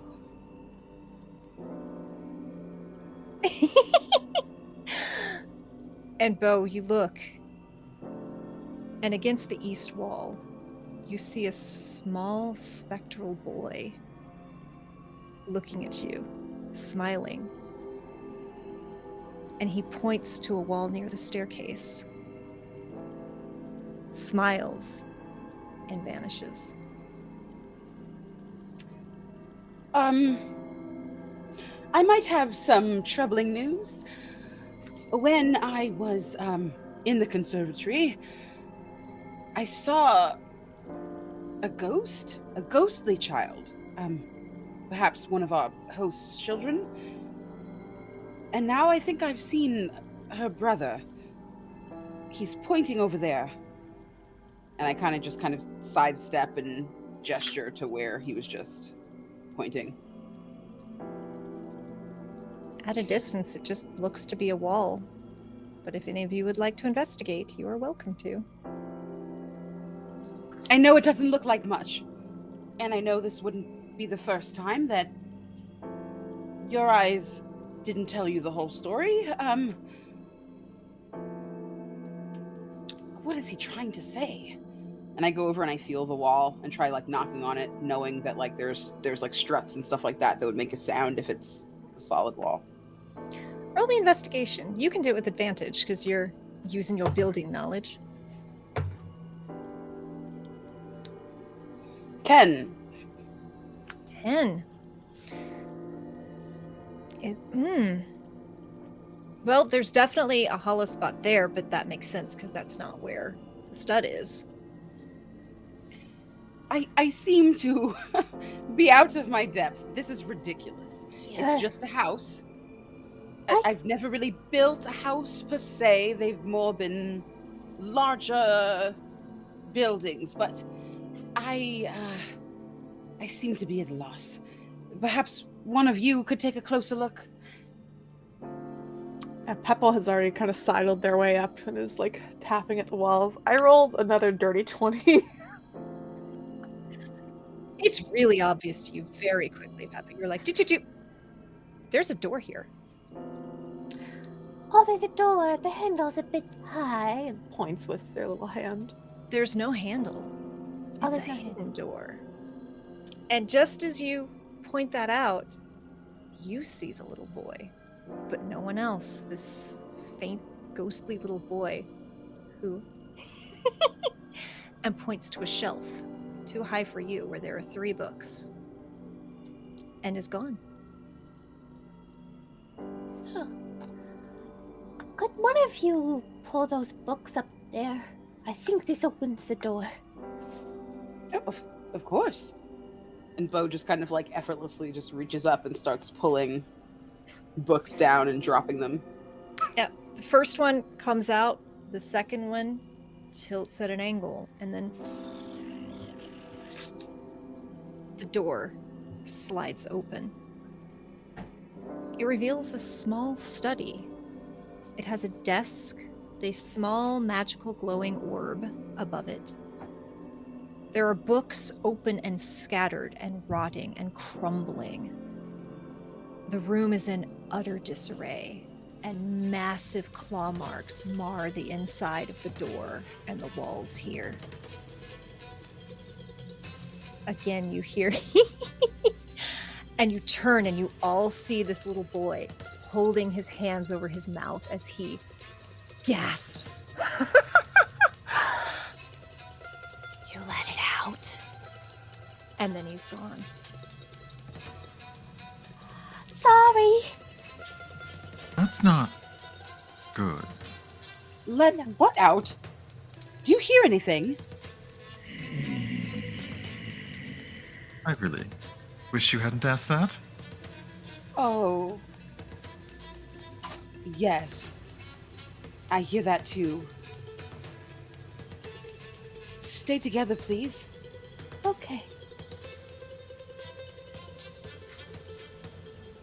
Can I hear where it's coming from? It feels like it's vaguely from behind you. And it comes and goes, and you just hear this distant. But then you all, I assume, start hurrying towards the ballroom.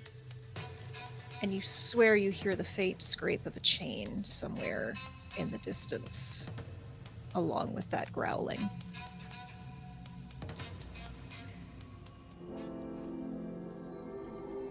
But you step, rather quickly, into the ballroom. It's just around the corner. There are huge double doors, one of which is closed, the other which has fallen completely off of its hinges. Broken and rotting boards make up the floor of this once grand and elegant space. There's a small elevated stage, which once held musicians on one end. Chandeliers dangle at precarious angles from the ceiling, coated in dust and cobwebs. It's a large, empty space there's a dilapidated table in the corner and what looks to be what were once grand curtains laying in a moldering pile in the corner. There's not much to see except that stage. And we're able to shut the doors behind us. That one door is completely off its hinges. You can prop it back up if you wish to. Bo kind of looks at the doors and then looks over at the stage. And then at the doors and at the stage again. And you guys see her cheeks kind of deeply color. And she steps toward the door. I'll stay back here this time. Someone else can go up there. Understood. And Phineas starts just slowly recounting to Dillon the fake house and the fake stage and the implements and just, kind of casually, is like completely downplaying how terrifying it all was. Completely. But we had a bad experience with the stage. And do I see a book anywhere? You see dust and dust bunnies and nothing obvious laying out. As you approach the stage, you see there's a set of stairs up to one side and maybe what looks like a depression behind those stairs. So Bo is staying by the door. Are the three of you otherwise staying together? What's Pepa doing? Pepa will look back to Bo and look up and say, If you need us, I am very fast. Just yell at me in here, and I will come running. Thank you. I will. I feel a lot less afraid. Is that weird? No. Well, this is a very terrifying place, and I'm glad you're less afraid. I'm here if you need me. Just shout, okay? I will. and you see Peppa's mouth kind of stretch up. You see like the canvas of their cheeks kind of push into almost little wrinkles as they look to almost smile at you, seeing that void with stars in their mouth. As they turn around and jog back to the other two. Bo just kind of like looks on like good, not freaked out. As you approach the stage, any of you who would like, give me a perception or investigation. It's a 10. 10? 12. 12? 17. Rest of you are looking around, and Pepa, you're getting memories of that stage. Phineas, you know stages. You look, there's the stairs, and you just kind of lean around to the side, and you see there's like a storage space underneath. There's a slight step down, and then a door that opens underneath the stage where equipment can be stored, so it's not out in the open.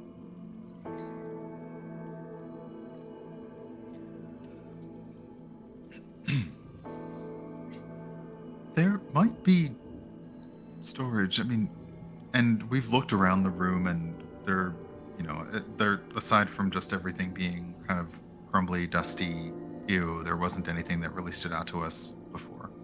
It's really empty. There may be further access down here. I don't think this time we're expected to perform. Perhaps this time we can just look around. Nice thing is, it's not an exceptionally tall stage. So it would be really difficult for Bo, with her size and her horns, to fit under there. So maybe it's a good thing she's staying back. But do any of you go to peek beneath the stage? Yeah, I will. It is dark. Do any of you have dark vision or ways to see? I do. I have dark vision. All right. So you duck inside and start looking around. You see a couple of old instrument cases, some party decorations, a sign, a banner crumpled in a corner which says "Happy Birthday, Vorrigan." And in the far corner, Dillon, you do see a journal.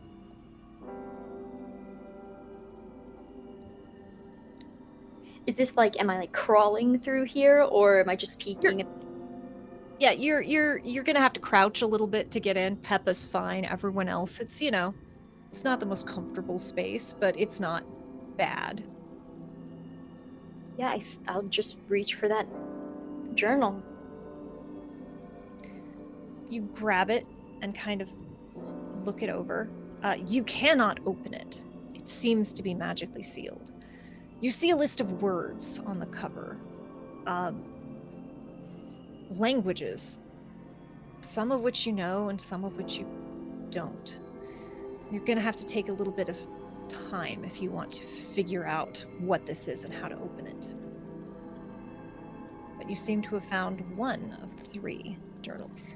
Okay, so while like still kind of like pulling the journal out, there's a moment where I just go, "Oh my god!" What? I found one. Oh, that was a lot of startlement for a book. And I just stand up and kind of like dust it off, and I'm just for flavor, I'm like trying to read it as we're walking and everything.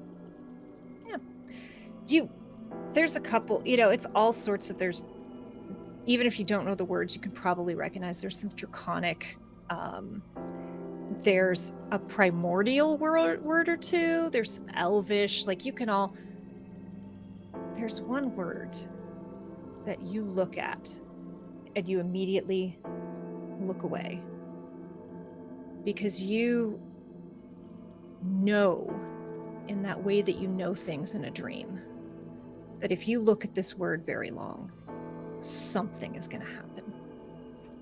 You just don't know what.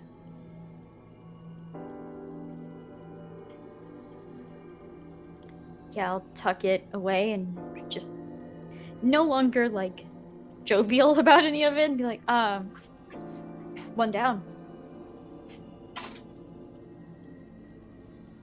Two to go. Then we should probably move on. Yeah, and can we stop listening to fucking ghosts from here on out, please? Okay, I apologize. I thought it was a good idea.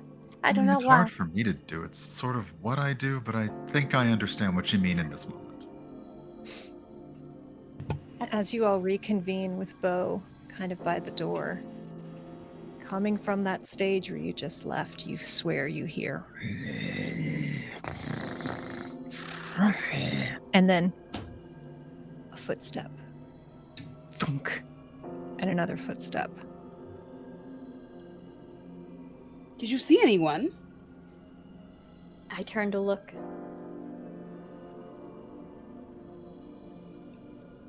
You don't see anything. But in the far shadowy corner, you hear the scrape of a chain across wooden floor. We are being pursued. Let's move quickly to our next room. Yes, just no running. What? I know we need to press on to the places indicated on the map. Should we circle back later, or maybe stop somewhere? I see, the nursery. Room 10. It looks across from the place that we might go next. There is the guest room.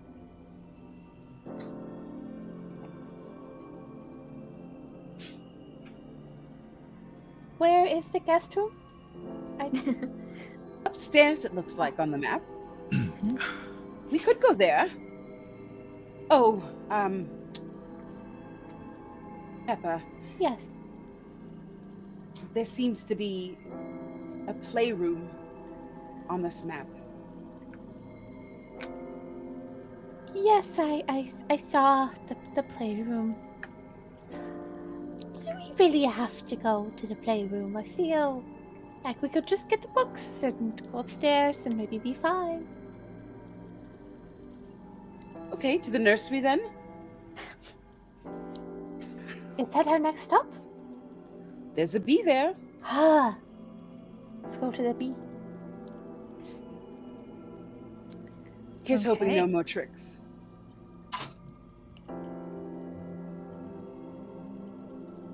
As you all step out of the ballroom, and it's just a slight step across and over to what seems to be an area dedicated to the children of the family. If you'd all like to roll me a perception check as you go, I assume you're all keeping eyes and ears out.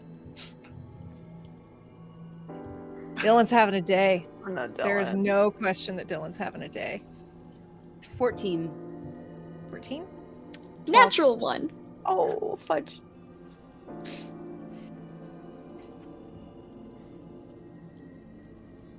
What did Phineas get? 21. 21. Dillon, you're really thinking about this book. And what's going to happen if you look at that word. And you were already beat to hell. And then Drixalia said some things. I don't know if anyone told you what the phone said, but you've got a feeling about things. Bo, you're keeping an eye out, listening very hard for growls and chains, and you are very concerned about being pursued.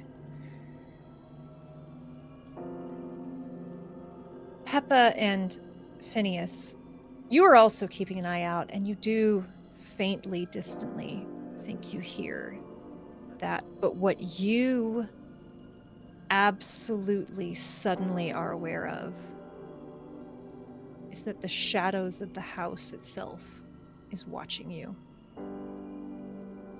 And it seems to be hungry.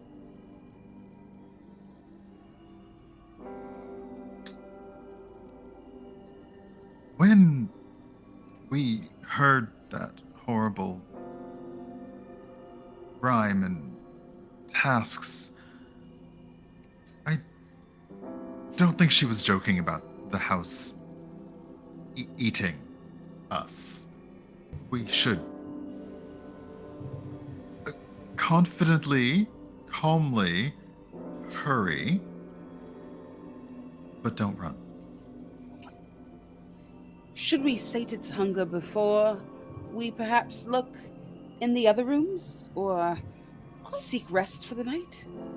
I don't know what a house full of shadows eats, but I really don't think I want to feed it. Yes, I should say so.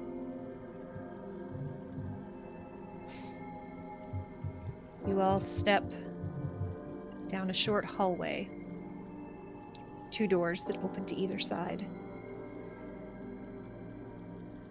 To the right, you turn to the nursery.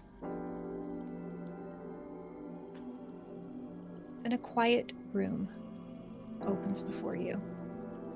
A crib and a cradle sits under the window along the north wall. Peeling, faded wallpaper depicts cartoon bears and rabbits and other creatures. Baby furniture, moth-eaten cloth diapers, and toys fill this gloomy space. A partition sets off the east corner as a space for a wet nurse to live. An adult-sized bed, once neatly made, sits in that corner behind it. A dresser, a trunk, and a few other faded belongings sits there.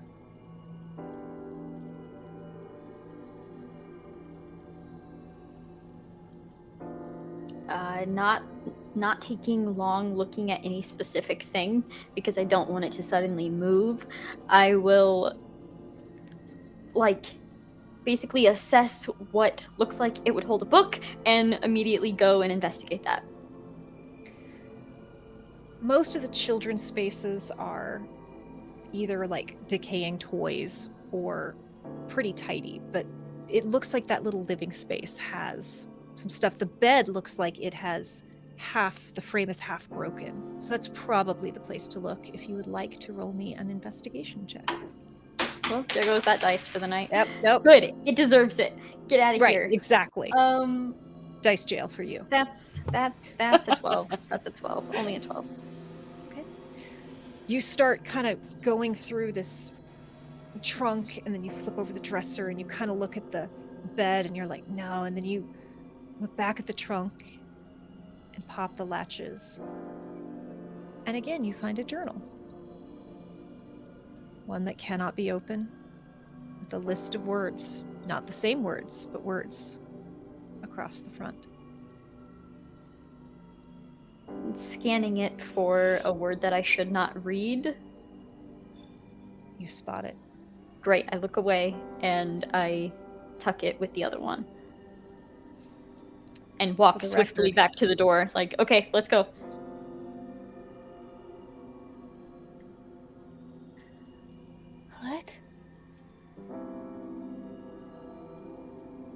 So where to next? I mean, the playroom's right here. We're right. It's It's just real quick. it's just, Okay, let us. Directly in front of you, you can look into what looks to be a children's bedroom. And to the other side is that playroom, open and wide. to look further into the room that's across from the room we were just in. If anything, if just a quick look in there to kind of glance over again to see if anything appears. More moth-eaten plush toys. There are 2 small beds here, and the room seems to be almost divided down the middle. One side, more plush toys. The other side, more wooden blocks and toy swords. A wardrobe and chest of drawers is prominently on the east wall. And standing right down the middle as you look in, you see a small girl all in white with her head down, standing still and silent.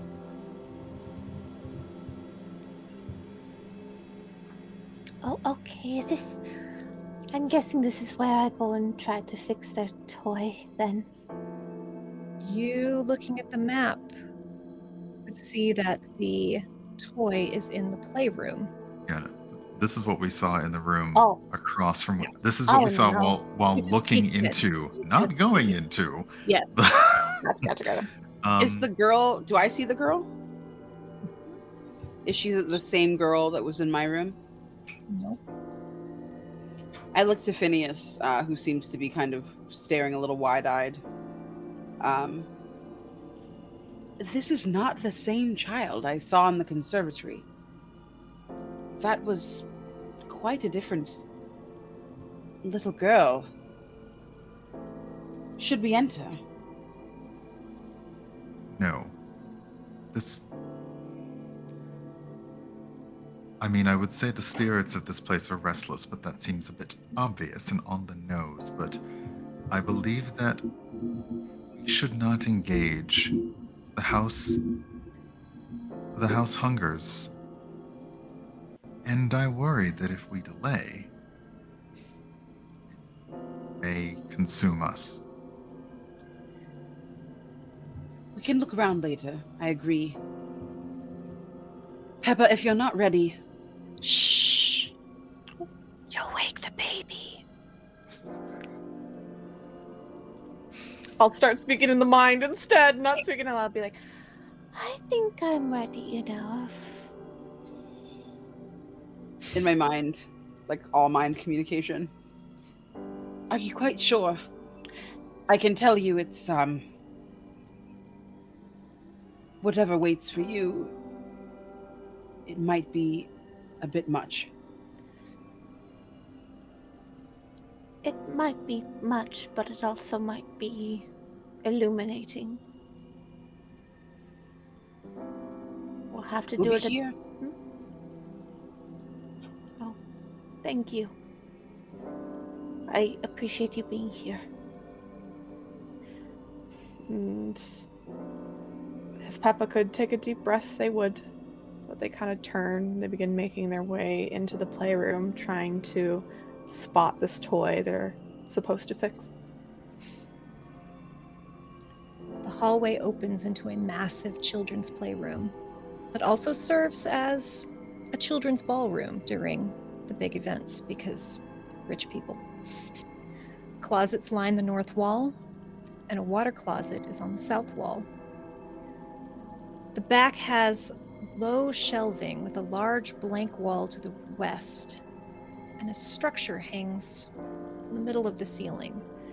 It's a small, almost round box. It seems to turn with cutout shapes along the edges, and a small orb hangs from the middle of it. There's child-sized furniture and storage shelves filled with broken toys and mildewing blankets everywhere.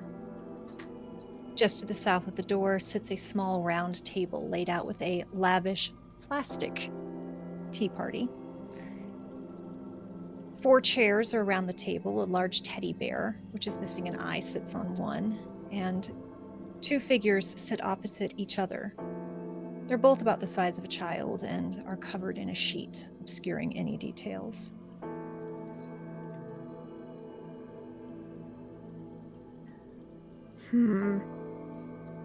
Pepa's gonna kind of walk around the room very carefully, just trying to keep button eyes out for the toy they're looking for. And if not seen, they are going to go up to the figures who are sitting.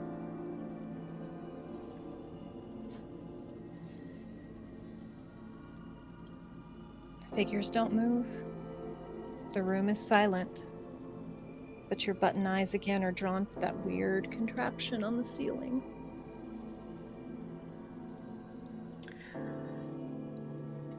I think Pepa's gonna look back and say, Can one of you boost me up? Of course. Thank you. Bo kind of like kneels down so that Pepa can kind of scamper up and then stands up to the height that she needs. You look at this thing, and it just feels magical. So you don't know how to fix it necessarily. There seems to be a hole pointing towards that open space on the wall, as if light is supposed to come out of that and pass through those little cutouts.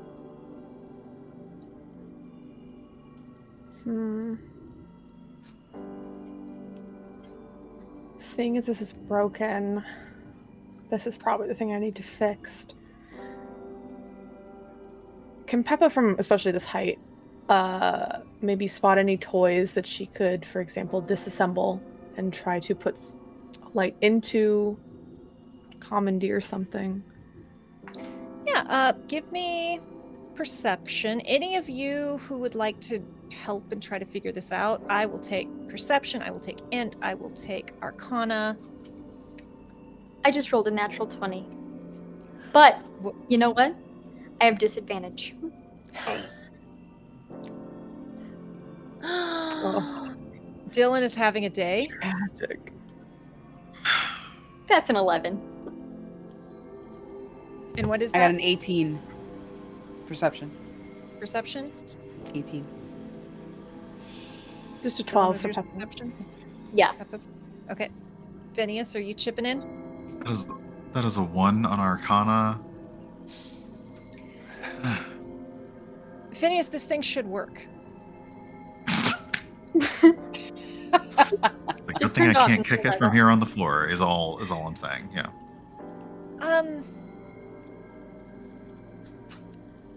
There's lots of weird old toys, Pepa, that should be able to.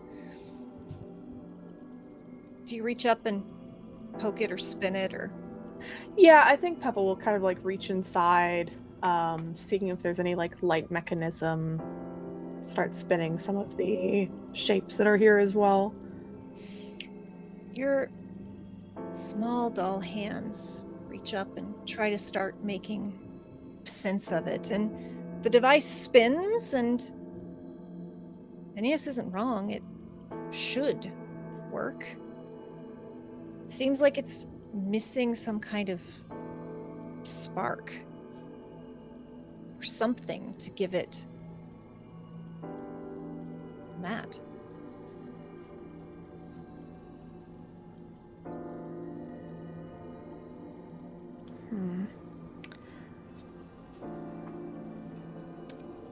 Pepa, knowing that Bo's journey was very personal,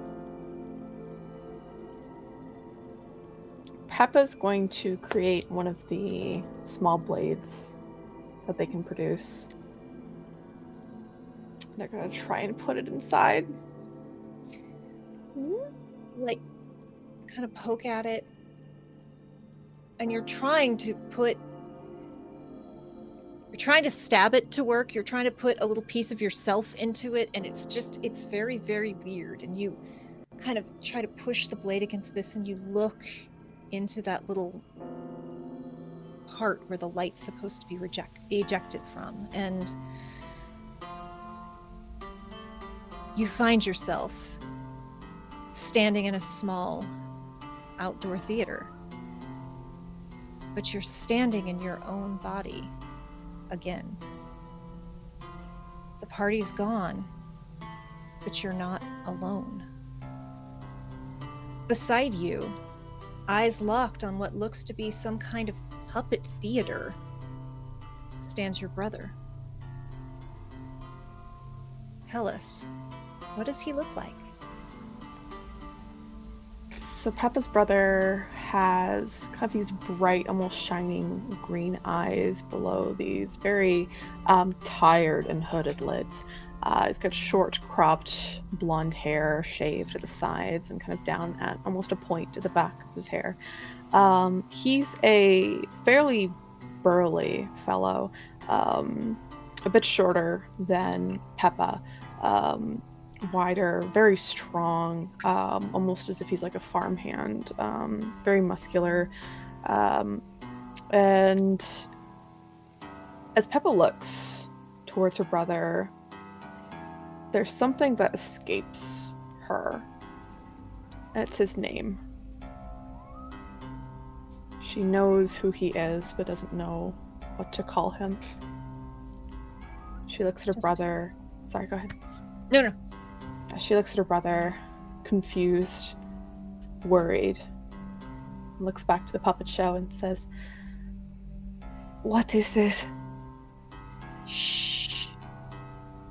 He shushes you, seeming intent on watching this little play that's unfolding in this silly little puppet theater.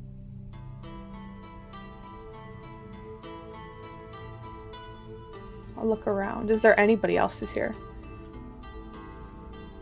There is not even a world beyond you, your brother, and this little theater.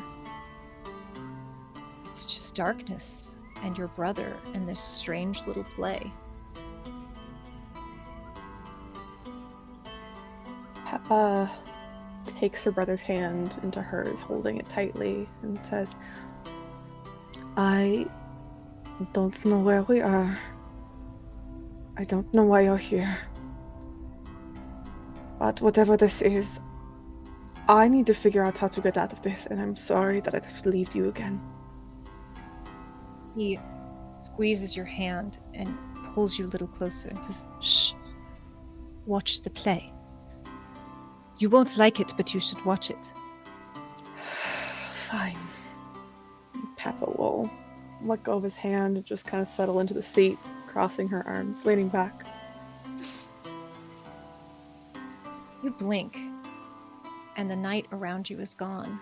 The puppet theater looms huge above you, and you watch as tiny stuffed marionettes of yourself and Dame Layla, various bird-like monsters dance across an open space as stars and other fanciful night imagery, the same shapes you saw on the device back in that room, spin to illuminate the backdrop behind them.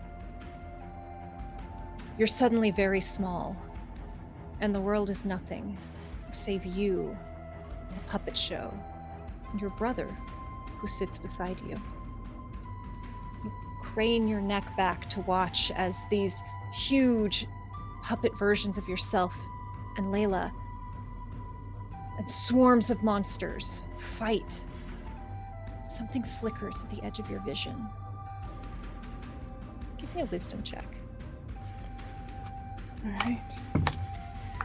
Oh no, that's a 6. The play continues. Your brother shakes their head. "I can't believe you chose her over me."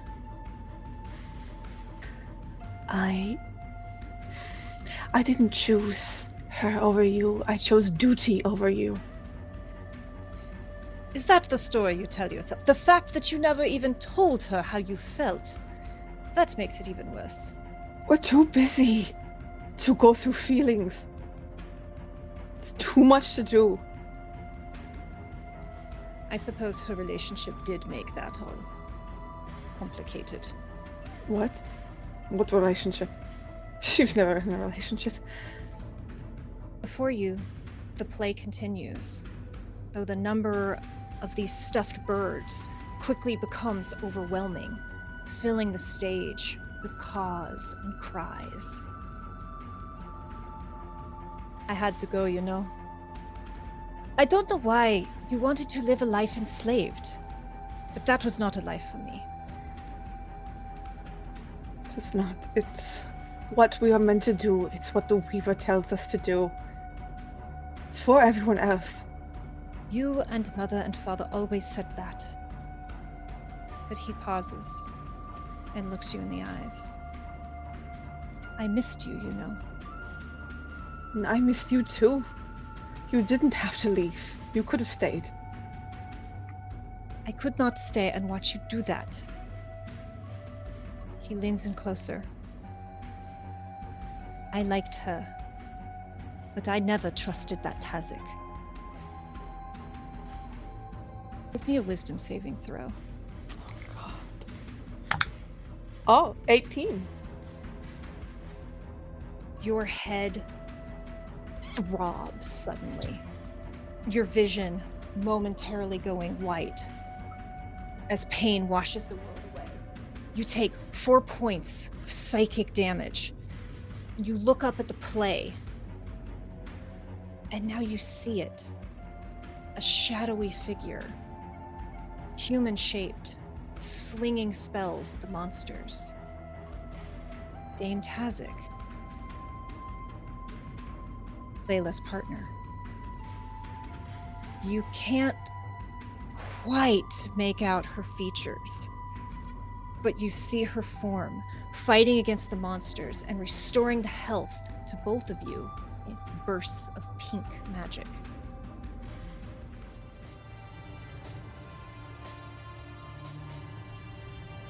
Suddenly, your brother is nowhere to be seen, and you are alone, watching as the scene shifts. The puppets of you and your fellow knights collapse into a large room, battered and exhausted from battle. There's just so many, Layla's marionette says. I have a plan, the shadowy figure says, as both you and Layla's puppets shake their head no. I have a plan, it insists again. We can carry on, Layla answers. It's the Weaver's will. Do you say anything? I think Papa will say, I don't know what you're planning, but I'm not gonna lie, my curiosity is getting me. What is it? I've uncovered it. In this form, you hear excitement rising. They keep coming at us. They outnumber us, but we could outnumber them. We could turn them against themselves, or at least they're fallen. It will work. You have to trust me.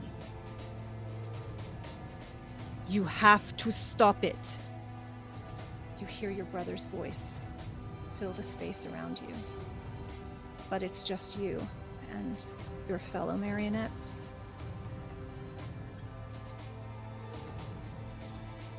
We can't do this. We have our own power that we can use. Our own fight, our own strengths. We can't try to align ourselves with them. Not with the undead. No matter what, they all must be vanquished. The scene shifts again. This time, the projected background shows a ritual mid-completion. A dark shape stands in the middle of it. Strange words, syllables that you've never heard before, fill the space, echoing around you. The puppet version of Dame Layla stands in the doorway of this room, holding the door in one hand, the other outstretched, holding the tiny, intricately carved hand of your own marionette. Large tears have been painted on her cheeks. She's She's right. Her voice muffles and fades in your mind. This is our only chance. The only way any of us can survive.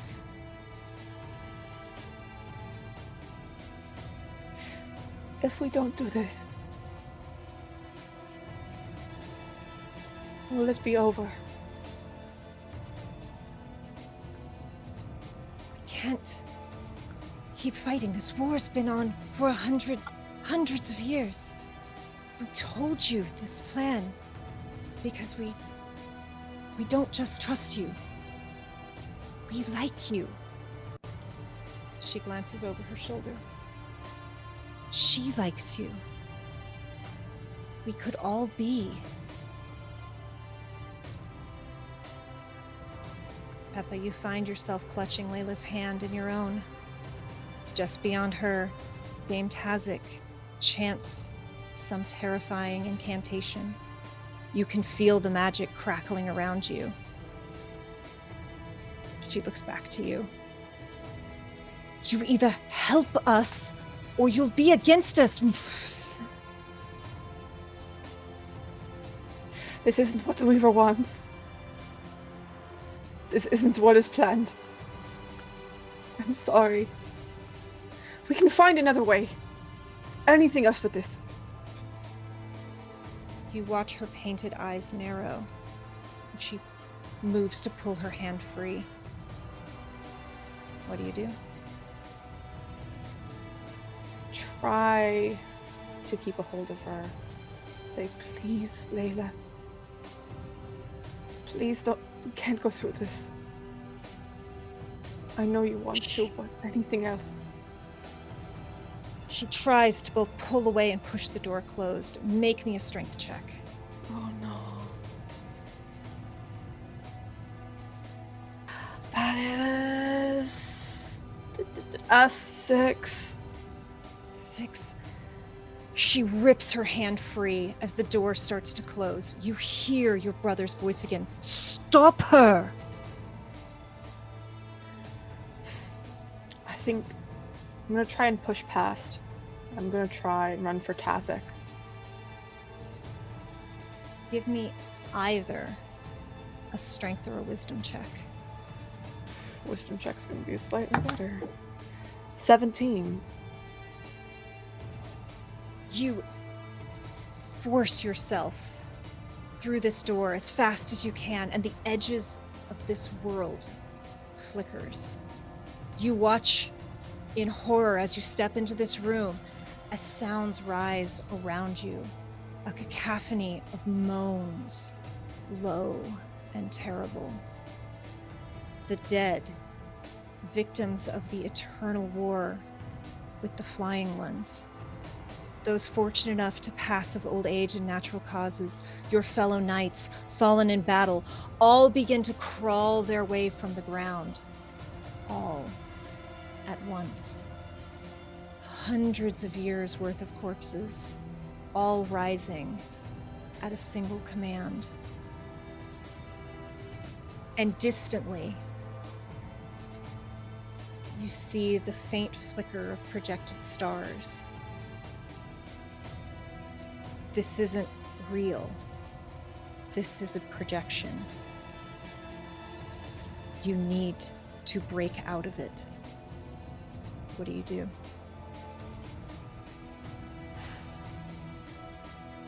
Knowing this is a projection, seeing those stars. Are there any mirrors of any sort or any sort of lights that are around? There's lights blinking, but then you realize they're all fake. This is all a projection. The only actual 3D things in this space are you and the puppet of Lila, which you just ran past. You see this back wall warp slightly as if it's paper, parchment, or cloth. I'm gonna try and run through it. Charge through. Do you just go head first, or do you bring out a blade? I think Pepa's going to attempt to summon one of her blades to her hand to cut it apart as she runs. Give me an attack roll. Okay. There goes that dice. 15. 23. 23. You run, you summon your blade, and you hear and this starts to tear, and you hear no! Do you attack again?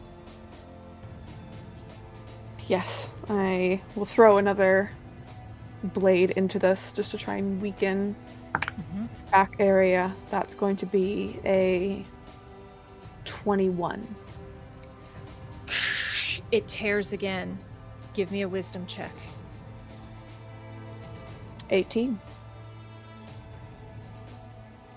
The parchment, which had once been projected, starts to rip and unravel and tear apart.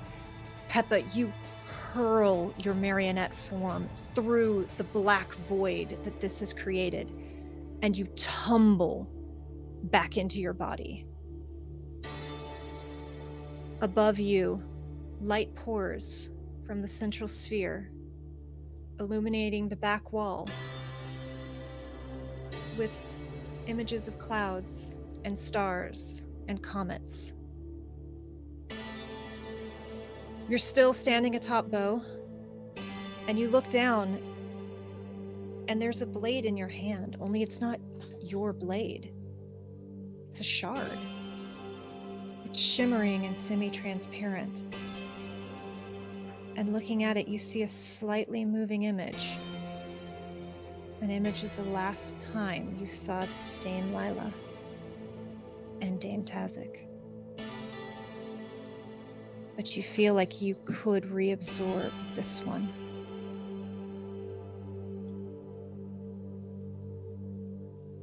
I think Pepa kind of look at this image.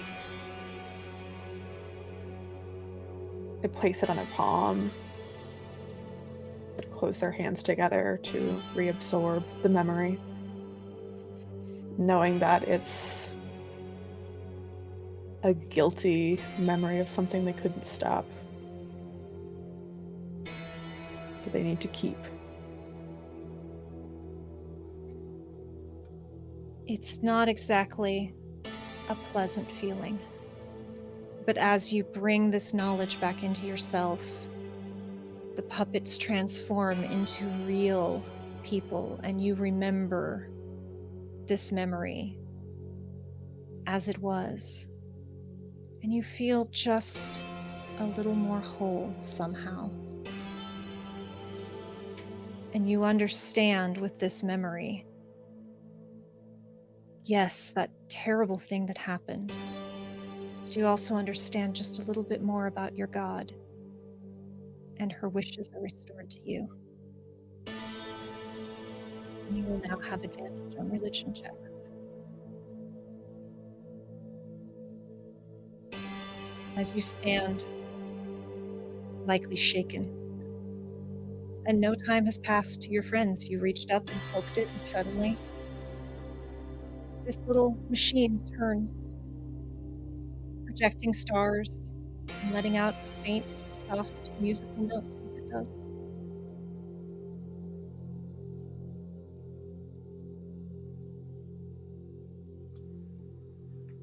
As Pepa looks up at this, she looks down at Bo and says, Well, I guess that's it. It's done then. Bo kind of studies Pepa for a second, trying to kind of gauge what their face looks like. It's only been a couple of seconds for her, but something about the weariness in her voice kind of gives Bo pause. There's communicated on their face as much expression as she has. They definitely look a little bit more haunted. And there's just this wash, I think, of guilt that Bo can tell that just comes from the demeanor of Pepa. You didn't get any fruit, I take it. No, just unfortunate insight is all. Well, I hope it revealed something useful to you, and not just sad. Useful in the sense that there's no use pining for someone who was never yours. That hurts my heart, but you have plenty of other people that look to you now. Perhaps it's time to turn your eye to the future. Maybe. Though it is hard when your past and present has been so consumed by this person.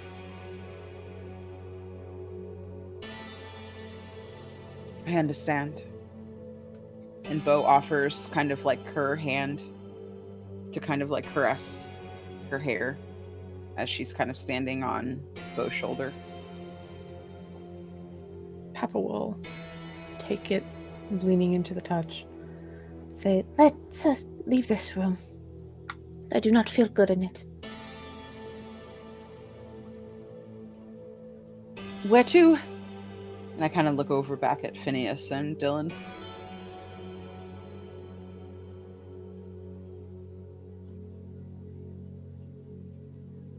Upstairs? Yes, let's skip that other room this time. All right. You all collect yourselves. I assume are all eyes as you start back down the hallway. And that's where we're going to end tonight's session. Thank you all for joining us for one of two very emotional nights. I have been your Dungeon Master, Kate Purcell. Thank you again for watching. Let us meet our incredible players and talk about who they are and where we can find them. Let's go the opposite order. Kerri. I am Kerri Smith. You can find me at Kerri Smith 2012 on YouTube and Twitter. I have a zombie apocalypse show every Wednesday at 6 o'clock Central Time. And then my Halloween specials start up, so if you like all the scary stuffs, we are airing those the rest for every Friday from here on in October at 6 Central Time as well. So come have a super scary time. Brian. Hi, I am Brian, aka Urban Bohemian, pretty much everywhere the socials happen, except for TikTok. I'm still mad about it, it's fine. Aside from seeing me here, on Thursdays, you can also hear me on a Cyberpunk Independence podcast, which is wherever podcasts may be found. And those episodes also air Sundays on twitch.tv/FortNerd. On Sundays, you can catch me on Rivals of Waterdeep, 1 p.m. Eastern over at twitch.tv/Rivals of Waterdeep. And this coming Monday starts Idle Champions Presents Hunger of the Far Realm, where I will be playing my character from Rivals, Virgil, and that's going to be Mondays at 7 p.m. Eastern. And if I have time and energy and work allows, I will also be streaming on my own channel, twitch.tv/UrbanBohemian, but there are so many other places to see me that I may just take a nap. Naps are very deserved. Thank you for taking time, both of you, out of your very busy schedules to play with us. Piper, who are you? Where we can find you? Hello, everybody. I'm Piper. You can find me at Maddie Matihi on Twitter, which I post a lot of things that I'm doing, and of course Matihi on Twitch, which I'm rarely there, but I will be there coming in November. You'll see me running my new pirate campaign called What We Do in the Shallows. It's going to be a 5e queer pirate campaign adventure. It's going to be laugh, drama, romance, and horror. Just slipped in there under the radar, but yeah, you can find me there. You can also find me, oh goodness, I have to double check exactly where it is because it's big secrets, I guess. I'm gonna be posting it on my Twitter. It's gonna be for Roll20Con that's going on next week. The Lady May is running a wonderful game of the Good Society. It's gonna be a lot of fun. There's amazing people in the cast who are with me. I'm so very excited. But I've retweeted it. You can check it out. It's gonna be a good time. And that's what I'm doing. Candace, take us home. Hi, I am Candace Magnificent. I have been Beau, and I have been stressed. You can find me at that Candace Girl on Twitter, at Candace the Magnificent everywhere else. Candace with an A, not an I. You can find me this Sunday night with D&D with D'Angelo. Our wonderful GM is going to be there as well in the cast. Very excited for that. It's going to be at 8 p.m. over on at that D'Angelo's channel. Then every Monday night, you can find me over on 12-Sided Stories doing some Delta Green. Fingers crossed I will not die. You can find me here every Thursday. You can also find me next Friday on Just the Humans channel doing some 10 Candles, as well as Transplaner on the 25th at 7 p.m. Eastern. So please come join me. I keep saying I'm going to be on my own Twitch channel. That hasn't happened yet. So follow me on Twitter and I'll... We got ukuleles there. I mean, I need ukuleles there. I have so many Halloween songs I have planned and I have played none of them. So please watch me on Twitter and know when I decide to make good on my Halloween music promises.